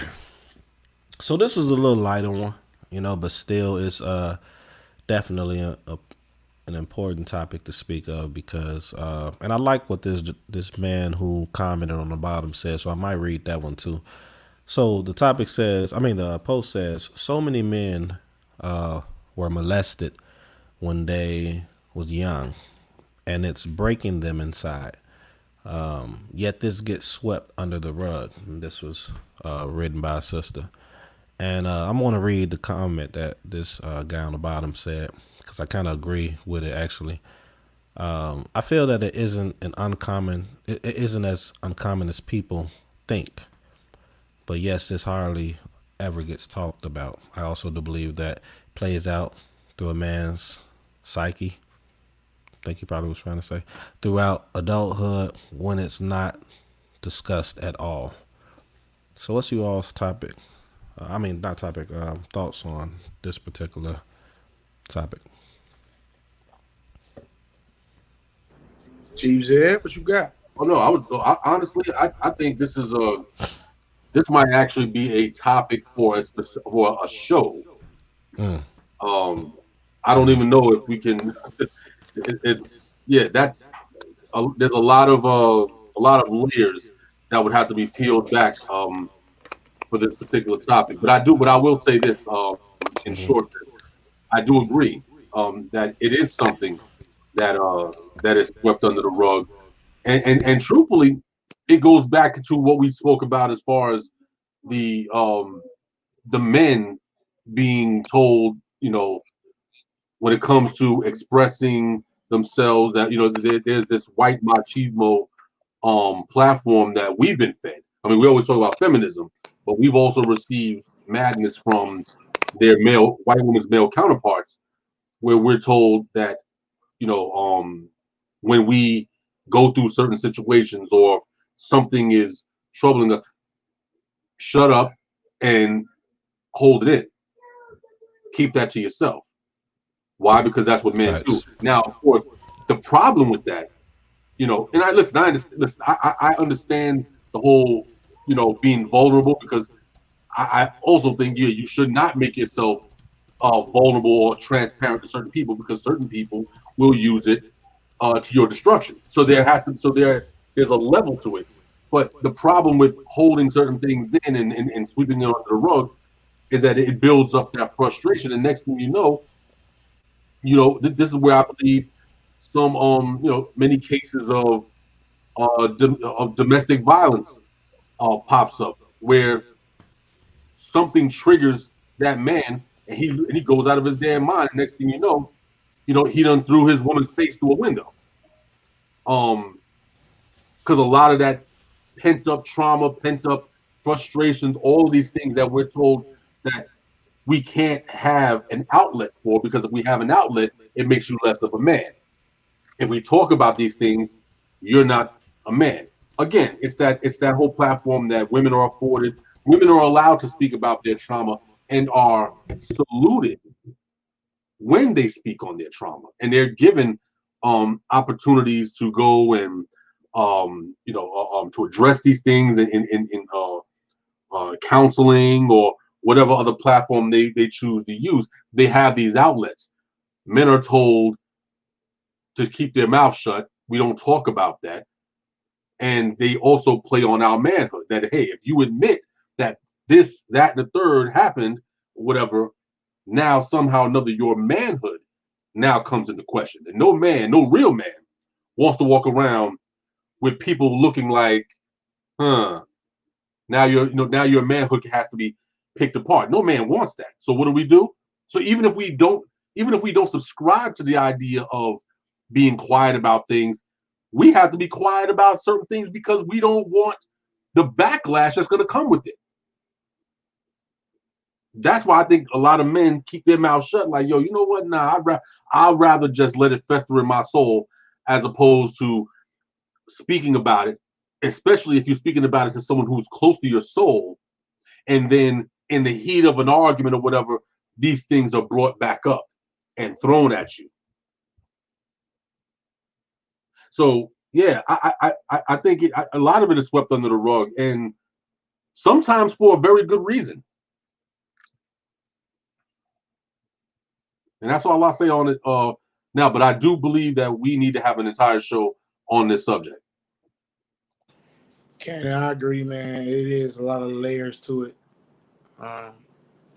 We should visit this in the next week or two, man. On the next couple of shows or something, we should visit it, talk about it in depth. And really, I don't even think we would really need any other segments to go with it, because, man, we can talk about this for hours. I got so many personal stories, man. My own family members, man, cousins around my age who has gone through Sure. type of traumatic experiences, man. Fortunately for me, I had a father who understood and knew what was going on at that time, and I was never really exposed to that lifestyle or exposed to those different type of traumatic experiences from that perspective. And I was good coming up. But I would say, man, just in the brief note as well, like Chief said, that going back to the point I was making earlier about the submission of women to the man, and that is where their power lies. I give everyone listening an analogy. And some may have heard it before. It's called the king and the king maker. And I also give it another analogy to go along with that, called the sun and the moon. describing the man and the female and their roles and how important it is. Then I'm gonna connect that back to this molestation topic, because you have the king and the kingmaker in a relationship between a man and a woman. Um, the man is often, if he has if he's has some type of strength or any type of manhood in any type of way, he's going to be equated to a king in this scenario. And the woman and the wife or the woman would be the kingmaker. The king has the clout. The king seems to have the power. It may very well have it. The king gets the attention. The king gets to shine.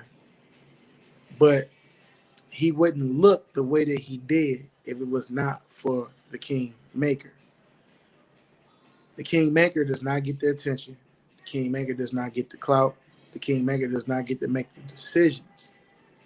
But the kingmaker does make the king, or brings into play, or adds on to what made him a king to begin with. Just like the moon and the sun and the moon. The sun's vibration, the heat, the wave, the power of the sun is very, very nutritious to our skin color. The sun is gets all the shine. The sun has the brighter light. The sun gets the most attention. The sun moves faster, moves more, does more throughout the year. But that does not make the moon of less importance just because it's the lesser light. But the moon gets less attention because normally at nighttime people go to sleep, and during the daytime when the sun is out, people are active. And so the point I'm trying to make by that is that yes, things look a certain kind of way from the outside looking in, but there's no way in the world that the sun can be what it was if the moon did not exist. And there's no way the king can be who he is if it was not for the kingmaker. And that is the role in a man and a woman. Now, how this relates to molestation is this. As a man, as men, we deal with a lot, just like women deal with a lot. It's not to say that women don't deal with anything, but our roles in which we deal with are completely different, because everything from a man's perspective is from the outside coming inward. And everything from a woman is from the inside coming out. So when you hear those cliches about a man coming home from work and to a hot meal and to this and that, in a certain time, a point in time in history, especially in my father and my mother's era, because they grew up in that era. I had older parents, so they grew up in that era where, it was routine for a woman to have that meal ready when the husband walked in the door. And if he had kids, he'd tell his son, man, hey, take my shoes off, man. You know what I'm saying? Take his shoes off for him because he's been working all day. And it was something, it was a joy to a woman to bring her husband's plate because he always ate first. And I know that was a big debate. We might actually talk about that one day, about should the man in the house or the children eat first. I know that's so touchy right there. But I'm going to tell you how I was raised. I was always raised that the man eat first. If he went out and did what he had to do, he got his plate first. And the crazy thing, I don't even know why that's even a debate, because people act like this cat gonna eat his plate before anybody else even touch a plate. Like, he just get his plate first out of respect and honor as being the head of the household. But everybody gonna eat at the same time. So I don't even know why that even became an argument to begin with. But I did, but to get back to the point, when a man comes home, a man should be able to be everything he can't be with his friends to his wife. And what I mean by that is this. Anybody that has been married, been in a relationship, when you got a good relationship with a woman, whether y'all are together to this day or not, but at one point in time you had a good relationship with them, you know there's things you would do in front of her and be with her that you would not be with anybody else. Probably other than your mother or your father if you grew up with your parents. And that right there is key to what a successful relationship actually takes. Because if a man's been molested, he should be able to express himself to the woman that he's with and love, that he hopefully and fortunately take care of, you know what I'm saying? And be able to take care of or afford to take care of, or at least be able to provide half. He should be able to express all his insecurities to a woman without being called weak. And the reason why is because if a man is able to talk to a woman that he loves in that kind of manner and not be judged and not be considered weak within her mind, and her attitude doesn't change towards him, her demeanor and her respect for him doesn't change, that right there is where the power of the woman lies, because you have rejuvenated that man's spirit, his energy. You have positively charged this brother. And guess what that means? That automatically means that you have garnered a higher level of equity within his relationship status. And what that ultimately means is that the more you do that, the more he's going to do naturally for you. Not only that, the more you do that, the more he's going to be willing to give everything he got, every last breath, to make sure that you got everything that you want and need, no questions asked. That something he would do for nobody else, not even for his own mother and his own father. A man would go above and beyond for his wife and his children if the environment is right and conducive for that man's psychological output. And so, in terms of that post, a lot of stuff is swept under the rug. A lot of conversations are not being had about what happened to brothers. And I myself have family members that I grew up with who have been through these things, who have not recovered to this day, along with other things. Now, I don't want to make it seem like that's the only thing, but along with other things that went into that. But that was one of the main things that turned them out, and they never came back. So, all the sisters that's listening, think about what I just said when you're entering into a relationship or you're trying to get into your next relationship. Think about the level of understanding and wisdom that you should be praising the Most High for, and learning your man, learning your husband, and learning what his triggers are so that he can get the same thing in return. Because, you know, a lot of brothers, you know, when we focus and we one track minded, we own it. We ain't think about nothing else. Sometimes it takes a woman to bring a man back to earth for things to be refocused and put outward again. Another example is that if y'all ever seen the Avengers movie that's been coming out over the last decade, the Hulk, and the Black Widow. You know, when he got angry, he went out and took it out on the world, on all the enemies and the quote unquote bad guys. But the person who can calm him down to help him kind of control who he attacks and who he defends was a woman, the Black Widow. All she had to do was look at him and touch his hand, and he was able to come back to being Bruce Banner again.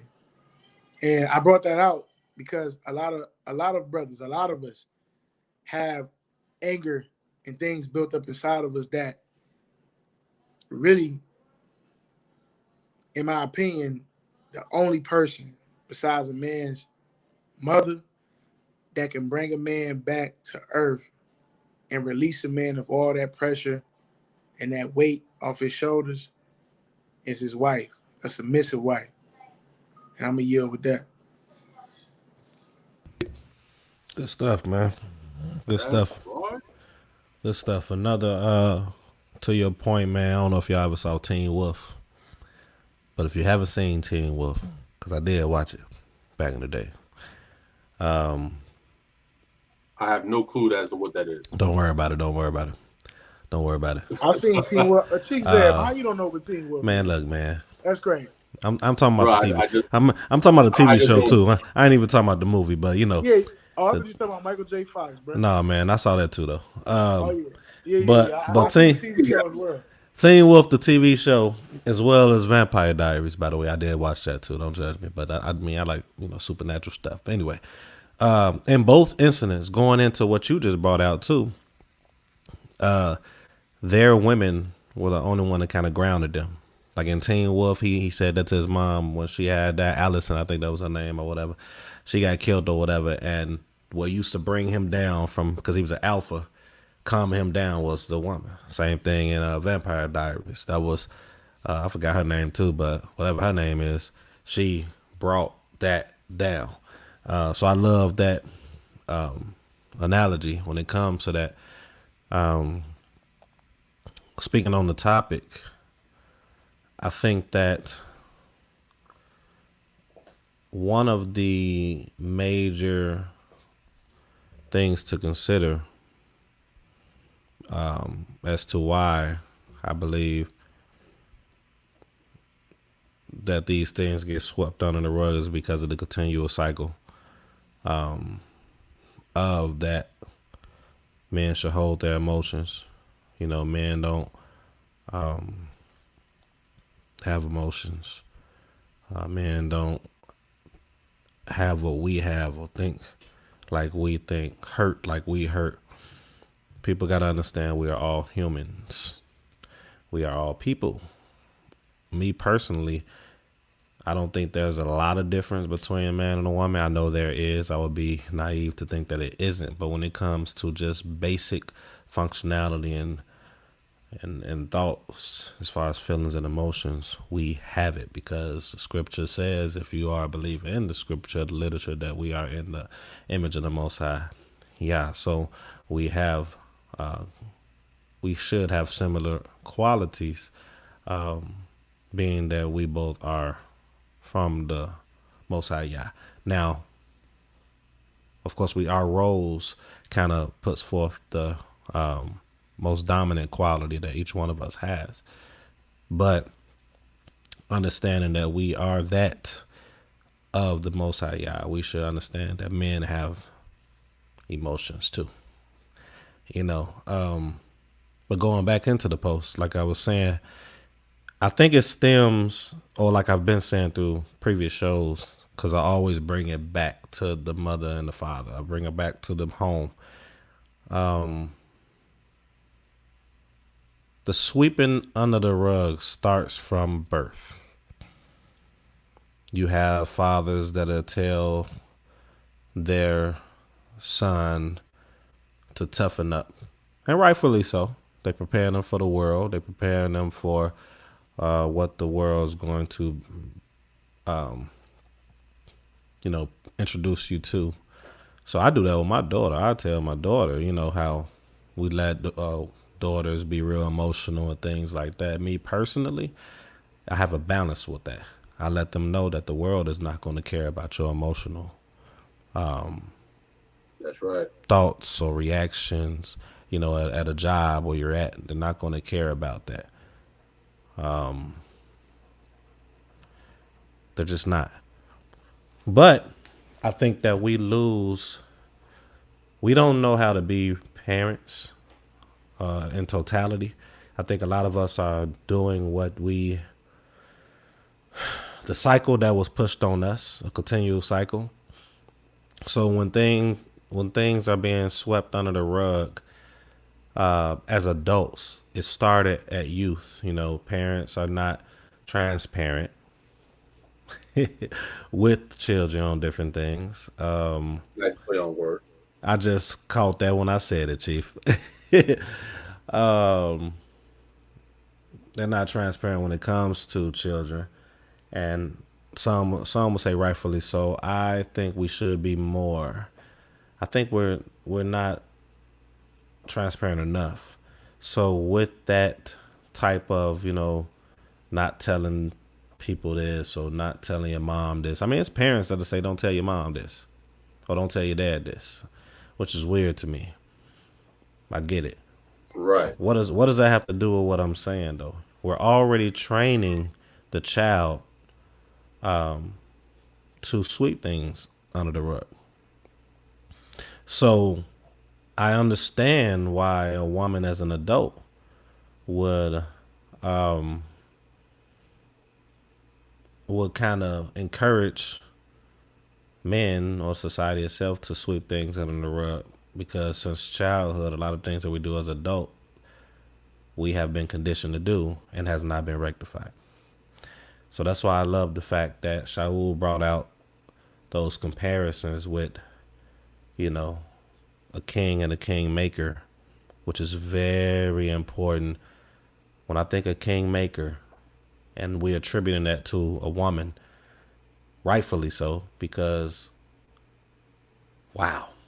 because the woman is a king maker, whether you are the mother, because the woman is furthering the information and the structure given by the priest or the king of the home to the quote unquote queen of the home, creating another future king. And then when the man is a man for marriage, that is the continuing job of that woman.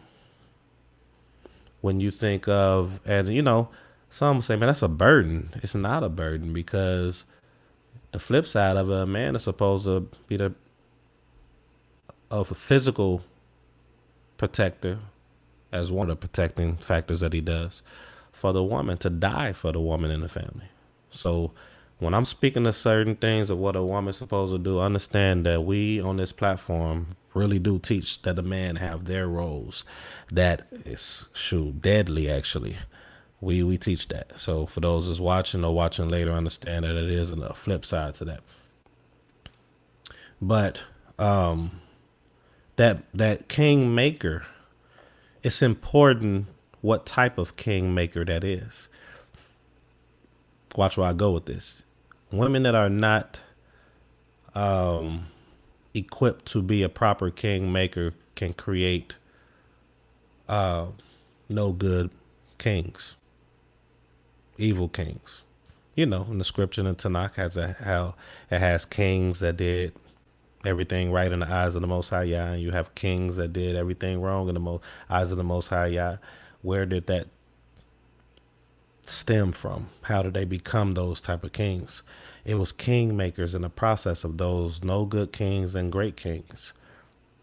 Going back to what Shaul was talking about, if that is not established, if you have a king maker that is a first Ezra chapter 4 woman that just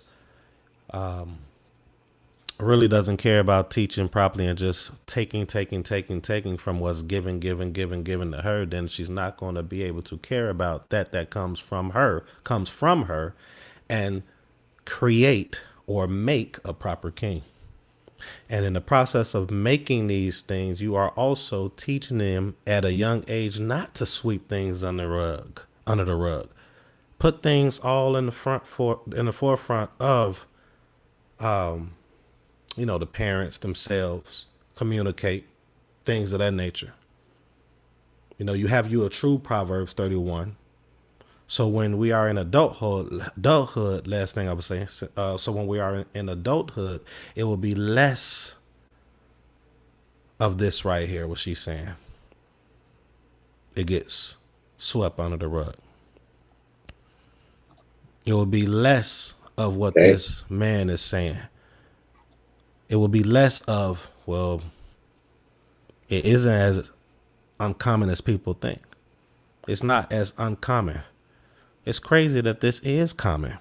But you know in what type of homes this wouldn't be common in?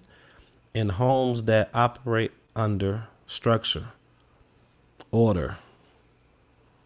You know, in homes that operate under having gender roles, structure. I just said that. So you know, it's crazy that the only thing and the only type of creation, it seems like, that doesn't have some type of structure is us. Animals have it. It seems like they might even have gender roles. You in jobs and you have certain positions that you have to fill. Nobody said, well, I want to be I want to be the CEO. I know you created the company, but man, I want to be the CEO. If we do these things and we implement these things, this topic would not be as great. If we actually had foundational, like a foundation of roles and structure, and we had taught our children integrity and taught our children communication, and we had a proper kingmaker, as Shaul was bringing out, and we had a proper king, because it's a cycle. That chicken and egg thing. It's like, okay, so who do these children truly learn from?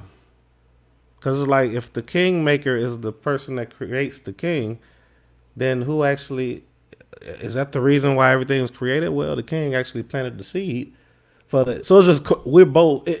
All of these things are needed. So if the kingmaker, because I was about to say something about the kingmaker, and the king, but if the kingmaker is needed, then we need to make sure that both the kingmaker is righteous, and we need to make sure the king is righteous. If we continue to pick the proper men and women, these three topics that we are talking about now, and I'm going to stop after I say this, will eventually die out.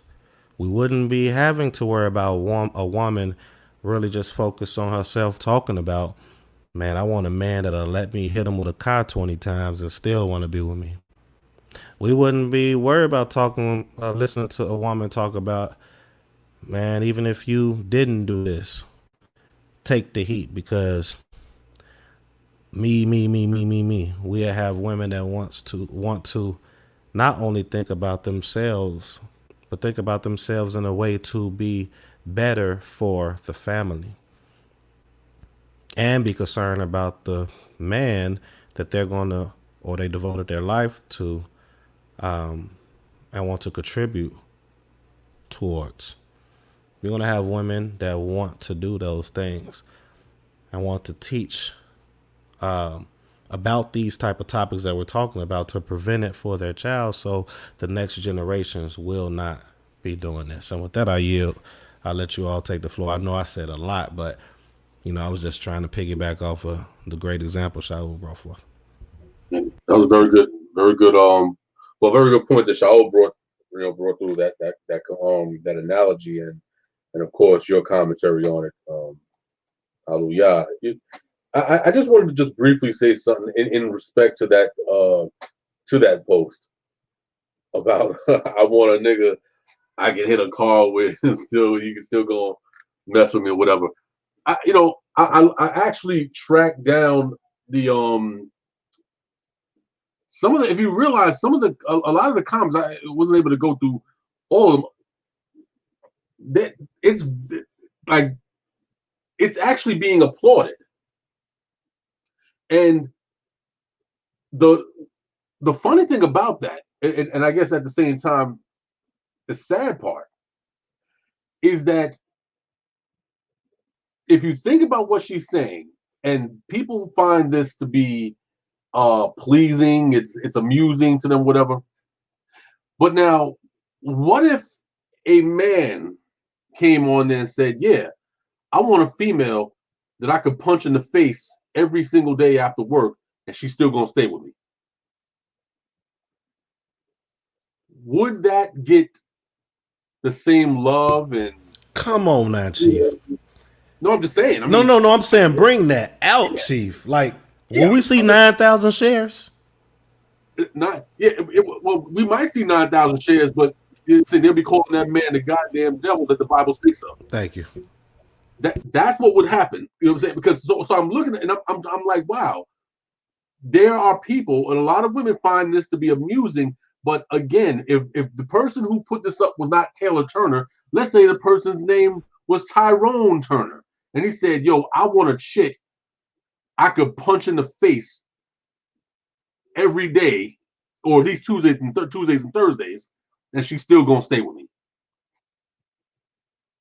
There would not be the whole narrative, the whole vantage point of the people would be different. It would be, oh, this guy, oh, he's a woman beater. He but it's essentially the same thing.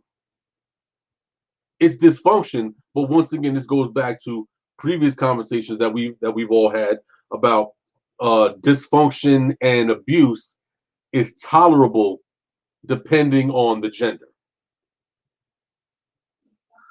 Well, women tend to get, women can say these things, and it's actually in some contexts, it's actually applauded. Any man who comes along and says the same thing, he is a potential rapist, he's a potential woman murderer, and every other negative term that we want to use. He would not get, he would not get the same kudos and the same LOLs and hearts and all of these things that this person got, because again, there's an understanding, and I guess it kind of goes completely against the whole gender equality platform, and that is that that if you're a woman, you can get away with that, but a man cannot. He could never get away with that. Men will actually be afraid to say something like this because of the backlash. They will be hesitant. They will be more afraid to say something like this. From what I gather, I don't know if you all can hear me. Y'all hear me? Clear. Yeah, I believe. Maybe people think I'm wrong in saying that or disagree, and that's fine. But I really believe they will be either more hesitant or just more afraid to say it. That's just my take. I mean, I know there's been some men that said things, crazy out there, but I'm just saying, like, I don't know. I don't know. I want a man that I can hit with a car and still want to be with me. Man. Yeah, it's like why you want to hit a man with a car? Anyway. Right. I'm just thinking, like, why? Dang. It's really it's an example of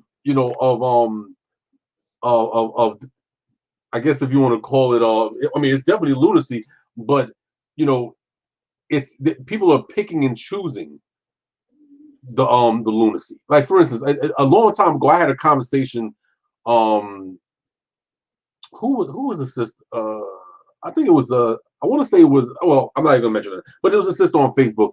We were in this group. It was a quote unquote Torah only group, and I forgot the subject that it was on, but we had like a side conversation, a side thread in the comment section, and somehow or another the conversation went to what is considered appropriate or inappropriate intercourse practices between a man and a woman. And I said, and so the conversation went further, and I said, one sister came in and was like, oh, there's some sisters who wouldn't mind, a little, choking and, would a man just grab her and what. I said, I know what you're saying. I said, but essentially, what is the difference between playing out a rape fantasy and an actual rape? What's the difference? And Aki, I swear, if I were to go in that group right now and track back that conversation, because the conversation was about maybe like 2-3 years ago, I guarantee you there is no response to that question. What essentially is the difference? If you want a man to play out a rape scenario with you, where he comes in, grabs you by the neck, chokes you, holds you down, and has intercourse with you, and you're getting off on that, then how bad can an actual rape be? Or are you saying that rape is fine as long as you consent to it? I was just about to say that. I was about to say, and it's still warped, no matter how you look at it, because Absolutely. it's kind of like, and this is just what you hear a lot. So I'm gonna say what's being said a lot, and I kind of agree with it. It's like the so-called white man that they want to be black or act like they black. They want to, do all the things that we do. I'm not saying every so-called white person, but I'm saying that's just, I mean, we see that. A lot of people want to be like us, but they don't want to be us. So Right. it's like you have the fantasy of wanting to be us, or even white so-called white women or other ethnicities have a fantasy of probably wanting to be with a so-called black man because of that fantasy, but technically really don't want to be with them because they don't want to be seen with them or married to them and this and that, especially in the older days. But I'm using that comparison to Right. say, well, man, that looks like it'll turn me on type stuff. This is what the woman might be thinking, which is kind of warped. Let's touch on why it's warped, just in case some people are not understanding what we're saying. They're probably saying like, well, it's a difference because I'm controlling it. It's not really being done to me outside of my will. But the act Precisely. and the thought is what Chief Zeb is talking about. What makes it warped is the fact that you know what being raped is about. You know what consists of rape, the forcing, the against the will, the even hurting, sometimes even dying, but you are fantasizing about it. You want to play it out. Right. That is kind of sick. Yes, it is. And for those that disagree with me, just take 5 minutes and really think about what Chief is bringing out. Because we understand when you say, well, it's just a little, I'm controlling it. I'm not really, it's not really happening. But it's an act that you all look at as evil. And you want it done to you. With that, I yield. Okay.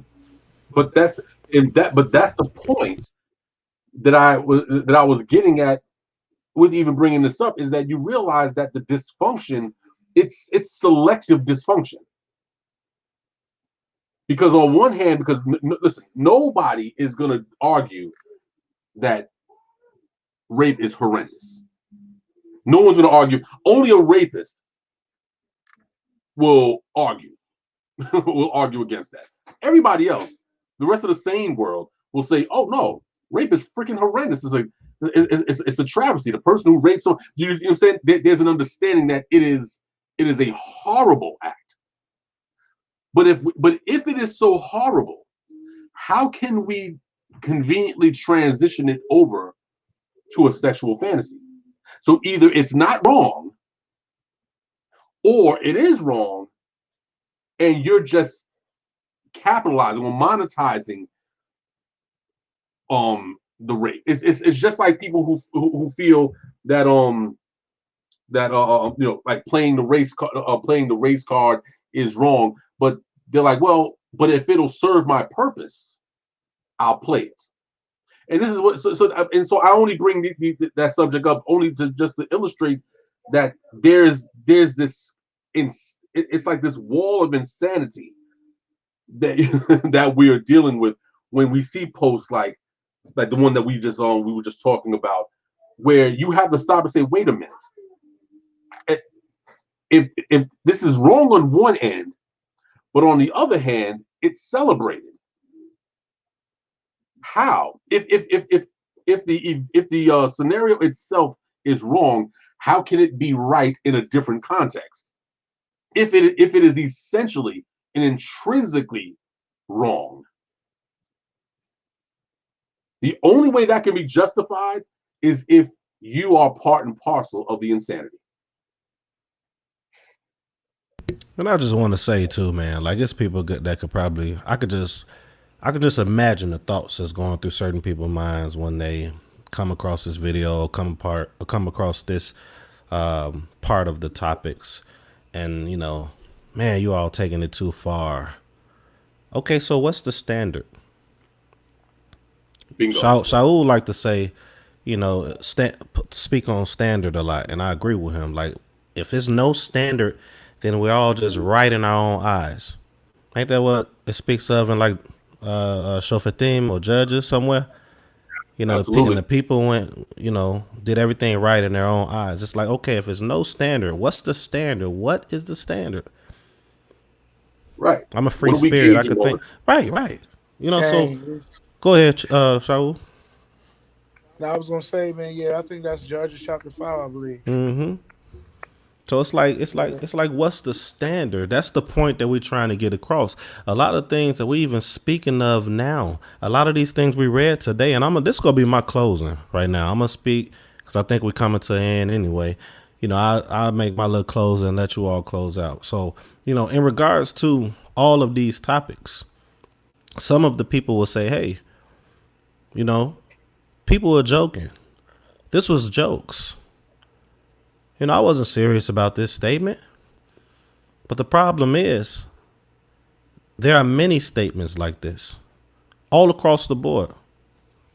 Too many that you could probably even count. So when is it real? When is it true? When is it not jokes? And if they all are jokes, what's the standard? What's the standard? Where's the point where we stop speaking like this? Because when you speak things over and over and over and over and over and over and over again, it starts to what? Manifests, comes out.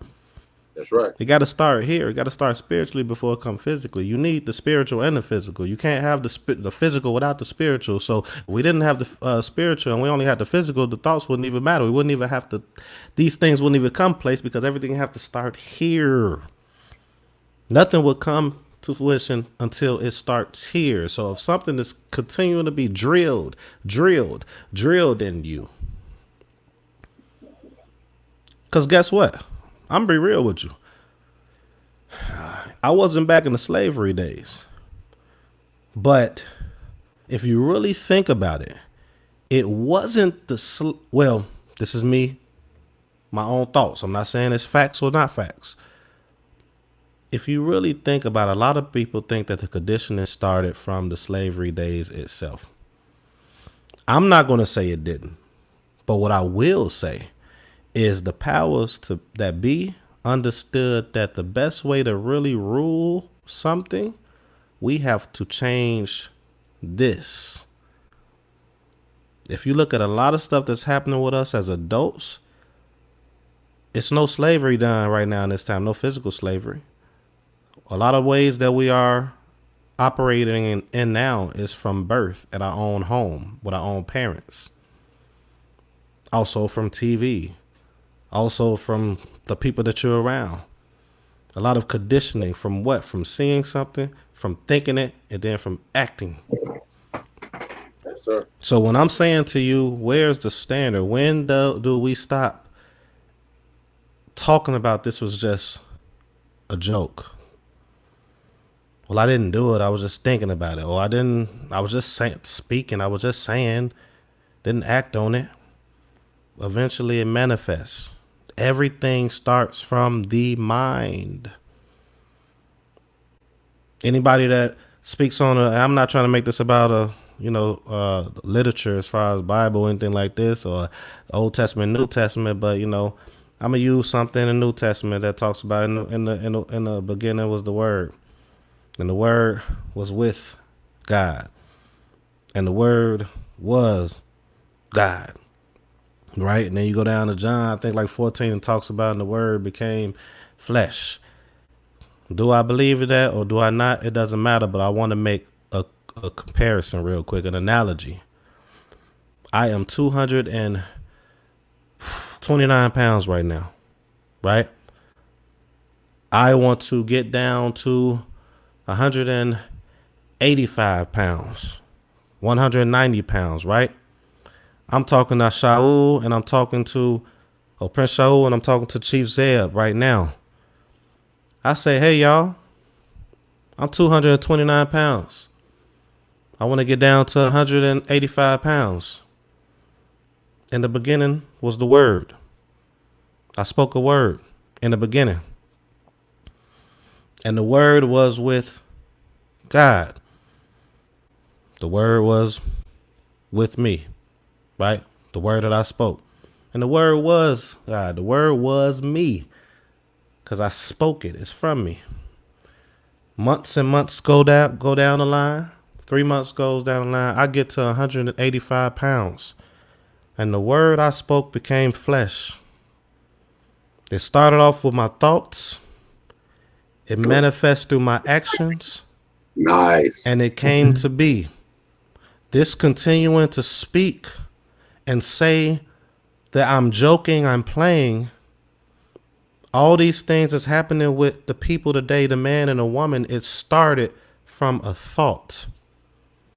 And it manifested over the years, and now it's here because of what happened in the beginning of whenever it started. And I'm telling you all, closing, that we have to change it up, do a 180 right now, and start here. Speak it to like-minded individuals. In my example, I'm saying Shaul, Prince Shaul, and Chief Zed, which we actually do talk about certain things that we speak it here. We come together and we work on towards manifesting it. So when it does come about, we can say, and the word became flesh. And with that, I yield.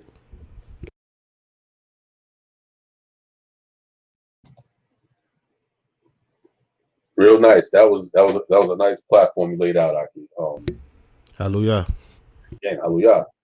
And I don't have much to say along those lines. I think you already thoroughly laid that out. But I will say, just as far as because we always see it. We see it. We hear it. Yo, come on, y'all. Lighten up. It's just it's just a joke. It's just social media joking or whatever. And it's like, listen, I love a joke just like the next person does. But the one thing that we have to be, and I think Dr. Umar Johnson always said it, is that you have to be responsible with your words. You got to understand that there are people who hold on to every single word that you say. If that wasn't true, you wouldn't have people on social media with thousands and thousands of followers, with millions and millions of likes, with millions and millions of views on YouTube. There's a reason why people are stopping what they're doing in the course of a day to log on and to see and hear what you are talking about. Why? Because joke or no joke, this information is serious. People take these things and they ingest it. So, for instance, when people say, "Oh, it's just a joke," I mean, what I say, well, some years ago, like over 10, 12 years ago, remember that thing with Don Imus, where when they were on a show, and everybody who listens to Don Imus knows the show is what it is. It's a comedic show. It's like listening to Howard Stern. I mean, you can't take that so serious, right? Because it's jokes, it's humor. And when they call those females nappy-headed hoes, everybody got up in an uproar. Why? I mean, he was just joking. It was humor, right? Why you say, take it light. And this is once again that selective, how selective we can be. One thing, one moment the situation is a joke. Somebody else can say something very similar, and now all of a sudden it's racist, or it's sexist, or it's this, or it's that. And it's like, but wait a minute. It's all social media, right? Why are we taking it so serious? It's a joke. So people could say that, but the one thing that we do know about jokes is that there's always large elements of truth in it. That's what makes jokes funny, because of the irony, because you look at the truthfulness of the statement, and that's what I mean. Have you ever heard a joke that it just wasn't funny because you're like, I don't get it. There's a reason why you don't get it, because you don't see any truth in it. So you can't even make the connection of the statement versus the humor. That's why certain jokes are dry. But if I sit here and I listen to Cat Williams, everything out of this dude's mouth is hilarious. Why? Because he's tying it to things that are actually real.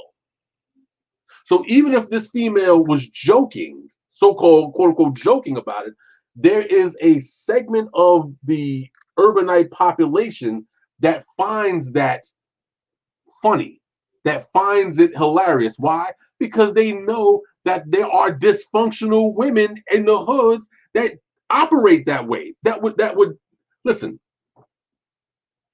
What was that movie? Hustle and Flow. Hustle and Flow, where homegirl with the blonde hair, I can't remember the real nasty chick, the one that had a child with DJ and whatever like that. And he was about to, remember he said she was up in his face and tell him he ain't no man, whatever like that. And he was about to grab her up, whatever. And remember she was like, "What? Go ahead, hit me. Why don't you hit me?" And you're like, then you realize that she's provoking it, the situation, because in her mind, the only type of functional relationship she can have is one where a man is going upside her head. And the minute that he did not go upside her head, she called him a lame or a bitch ass N-word. You know what I'm saying? Because he would not whip her behind. So you see the dysfunction, and the reason why that portion of that movie hit so hard, because everybody knows a bunch of females who have that mentality. I know some of them in my family who have that mentality that you can't possibly love them unless you put their head through a wall. That's crazy, man. But that's what makes that statement that she made in that post so potent, because the reason why people gravitated towards it is because it is a sentiment and it is a mind state that is prevalent in a significant portion of the urbanite population. That's what makes it so hilarious and so like, whoa, because we know that what she's saying is real. Now it might be exaggerated, maybe, the whole hit him with the car. I'm sure they whatever like that, but we understand the sentiment is real, and that's why it resonated with so many people. And in fact, that's the reason why we're even talking about it on the Masada Watchman, because we know that mind state is real. And in the immortal words of Buckwheat, that's all I got to say about that. So you want to close out, Ahi? Man, look, y'all boys killed that, bro. That's what I'm saying. Y'all been taking a lot of points I was gonna make, man, and I ain't got nothing to say really, man, other than good fight, good night. Let me stop. Man. But nah, man. Yeah, I think y'all did a good job of breaking things down. Just on all the segments and topics we talked about tonight, man, and I think Chief Zed really made a lot of great points, man, about the molestation and the first post about the rape, and it's just it's a shame, man, that we got to go through these things as a people, but it's good that we're talking about them, and I'm hoping that people are listening and taking heed to what's being spoke about, that is at least sparking something within their minds to change their behavior, man, if they feel like they have something that's off. Mm-hmm. And I just hope that the listeners, man, I wish them the best. And those who's looking up to us and looking to us for advice and taking the information that we speak on this platform and using it, you don't have to give us no credit, man. I just hope that you continue to do what you're doing, and if this is motivating you to wake up every day to do something better, then all praise. But I'm gonna close out with that, bro. I ain't y'all killed it though. Hallelujah. Hallelujah. Hallelujah. So with that being said, those that's listening currently and those that come on and listen later, we appreciate you. We thank you for tuning in. Hopefully something that we said, as Shaul was saying, really manifests, and if it's something that's needed to actually be changed in your life, we hope that you pray and meditate on it. Ask the Most High Yah to direct you down that path. You could go ahead and follow us on Facebook. Please follow us on Facebook at facebook.com/The Masada Watchman. You can follow us on Twitter at Masada Watchman. Also Black Junction /The Masada Watchman. And hopefully soon on YouTube, it will be youtube.com/The Masada Watchman. We need 100 subscribers, people. So go ahead and please share this. Like, comment, share, like, comment, subscribe, so we could go ahead and make that personal URL. And if it's anyone that wants to, donate for the cause, go ahead and send it in our Cash App, the Masada Watchman as well. And with that being said, that's it. Hope the Most High God keep you all protected, keep you all covered. Those that operate and function and have the desire to follow the path that the Most High has prescribed for us. And with we are the Masada Watchman. Masada Watchman. One day we're going to be on point. All of us going to say it at the same time. But with that, shalom, everyone. Respect on that name. Put some respect down there. All right, y'all, we going to end this broadcast for the panelists, man. Hold on for like 5 minutes.